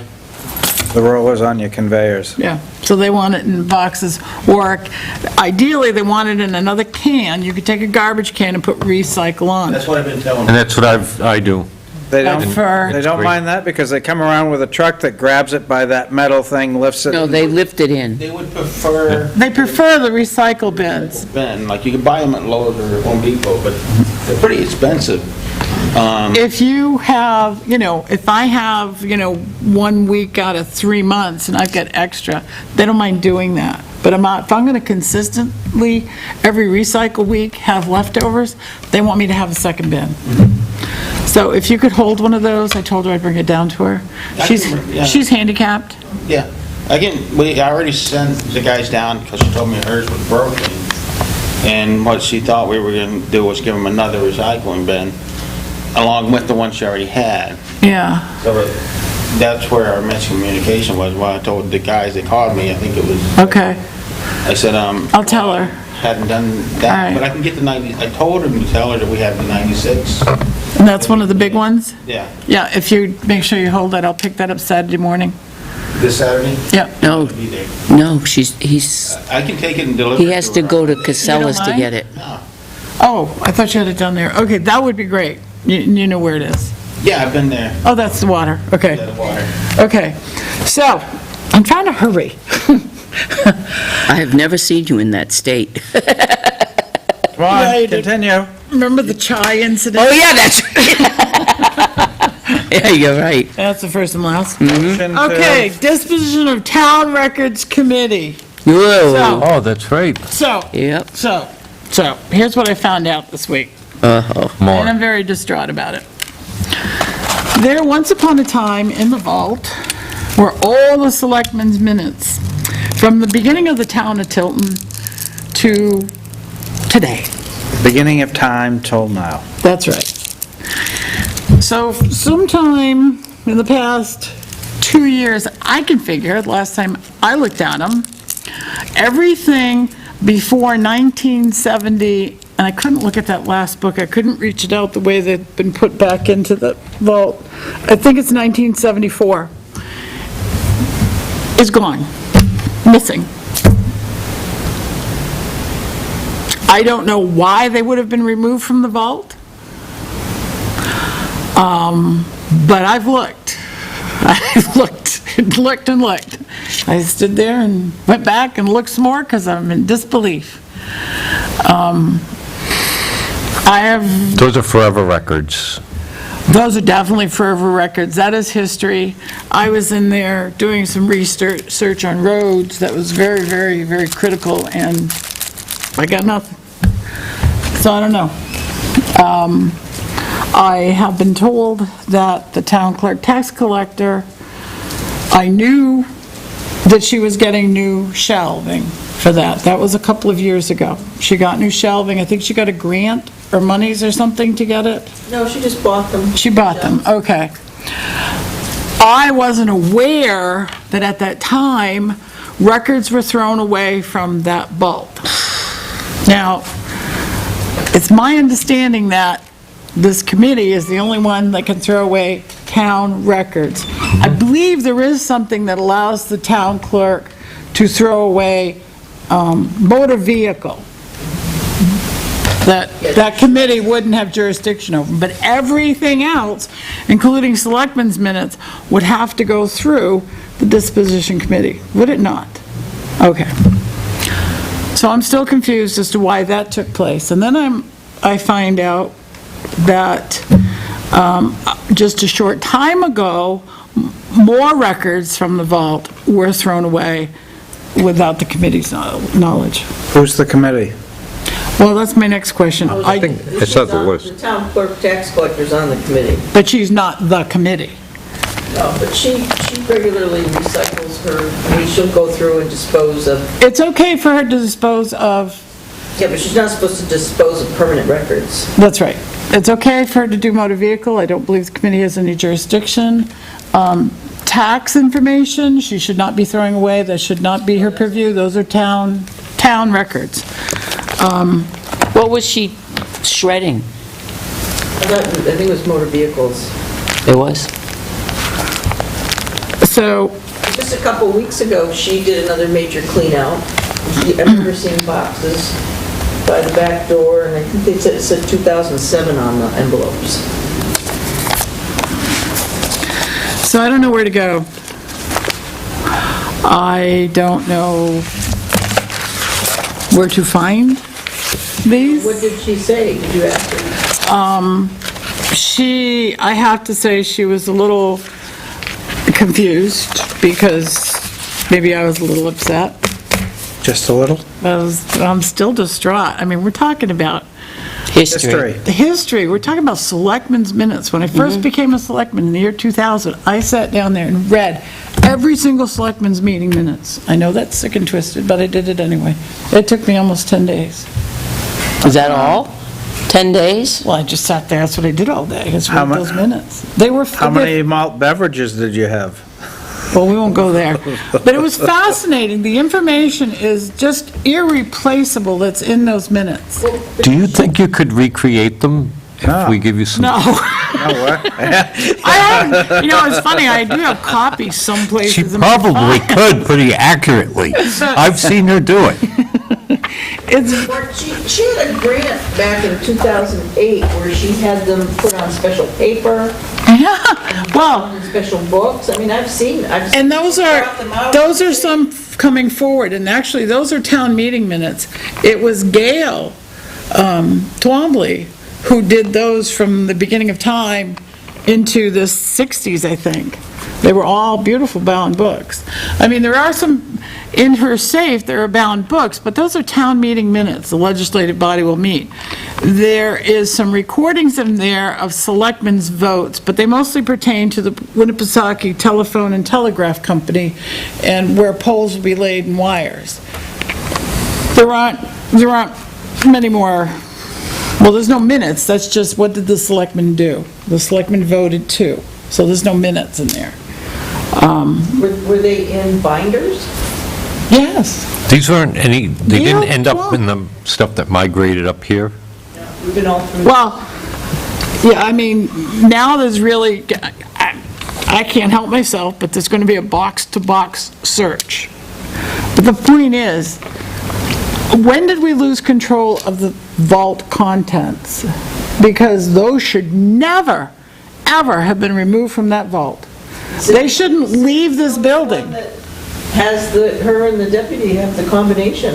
Well, We've it's- they- allowed that, but... Right, but they don't have jurisdiction of taking anything out. Right. It's the Well, committee.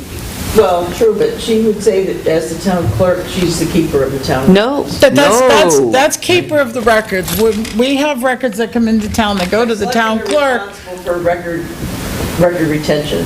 You're ultimately responsible. That's right. Chapter 33A. There's a special committee for This is the disposal and RSA disposition.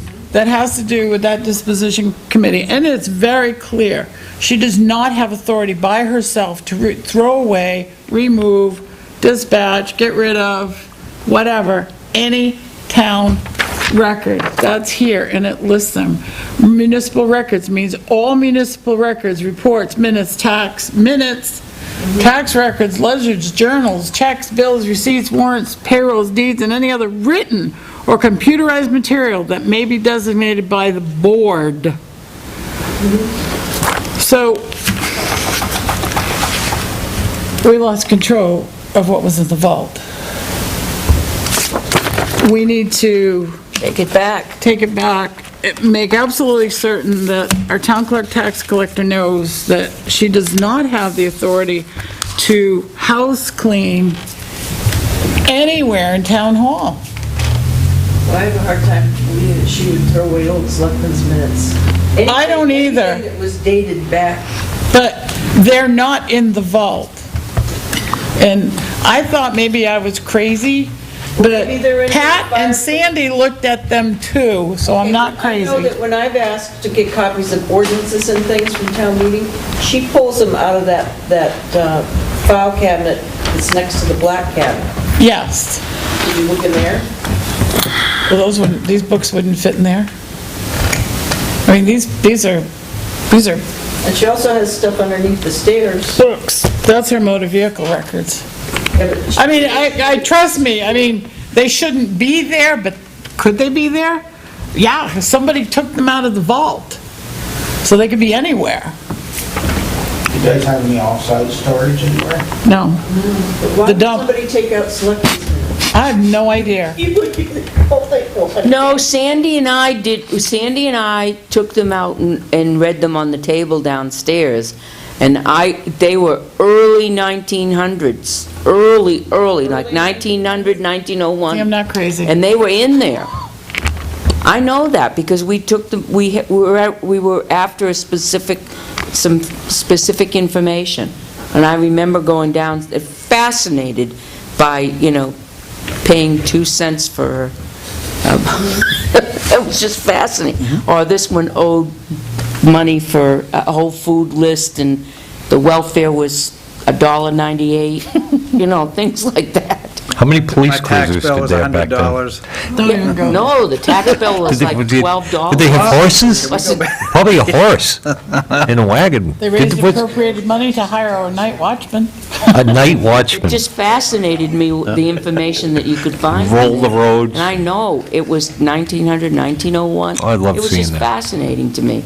I know that those books were in there because actually Cindy actually went in and got them and took them out for us. So, we have to make sure this doesn't happen to any other records. I agree. I'm not sure exactly how to do that, because, Well, I think, like I said, I'm a little distraught. We have our ordinance. The selectmen adopted the ordinance and created the committee.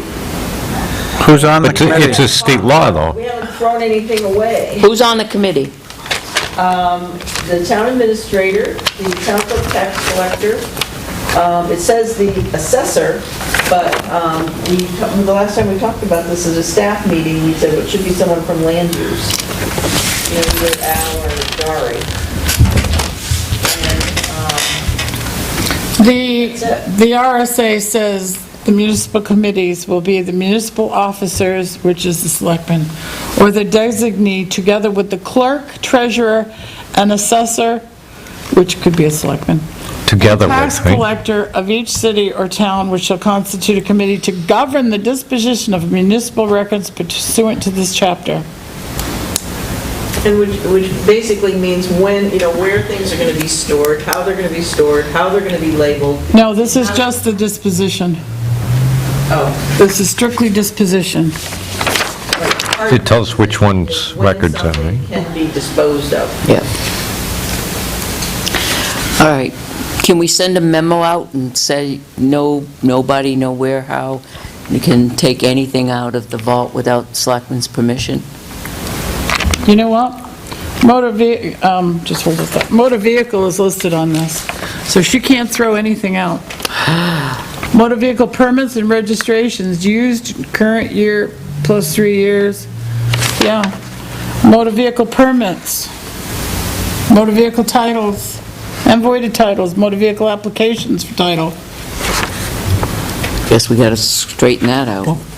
You know what you should do, is take a copy of that, put a sheet of paper with employees' names on it, have each one of them read it, and sign that they read it and the date that they signed it. And it goes around to every employee that they know that they have signed and read that, and that they understand the conditions set forth in it. Has this committee ever met? Yes. When was the last time? I The most recent time was we talked about it at a staff meeting, and we had copies of our ordinance, and we had copies of the statute. Because it really focused around setting up how we're going to start digitizing things, and setting up naming conventions for documents. So, And but, nobody that I know of has thrown, at least from downstairs, has been thrown away from downstairs, from the locked room. Well, we know now that they have. From that locked room? Yeah, no, the town clerk oh, is downstairs from in the locked vault. room, yeah. The only thing I've, From the vault, yes, we know.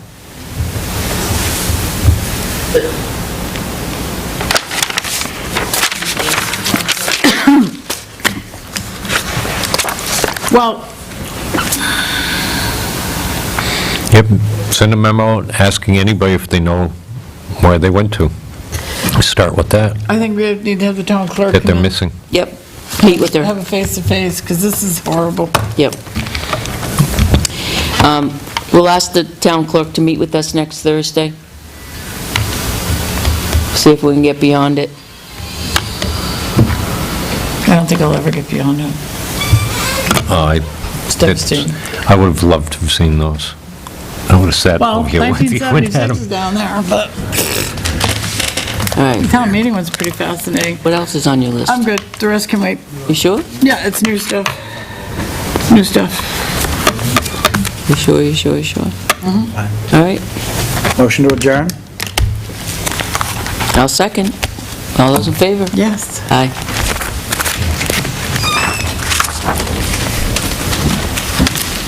What you got?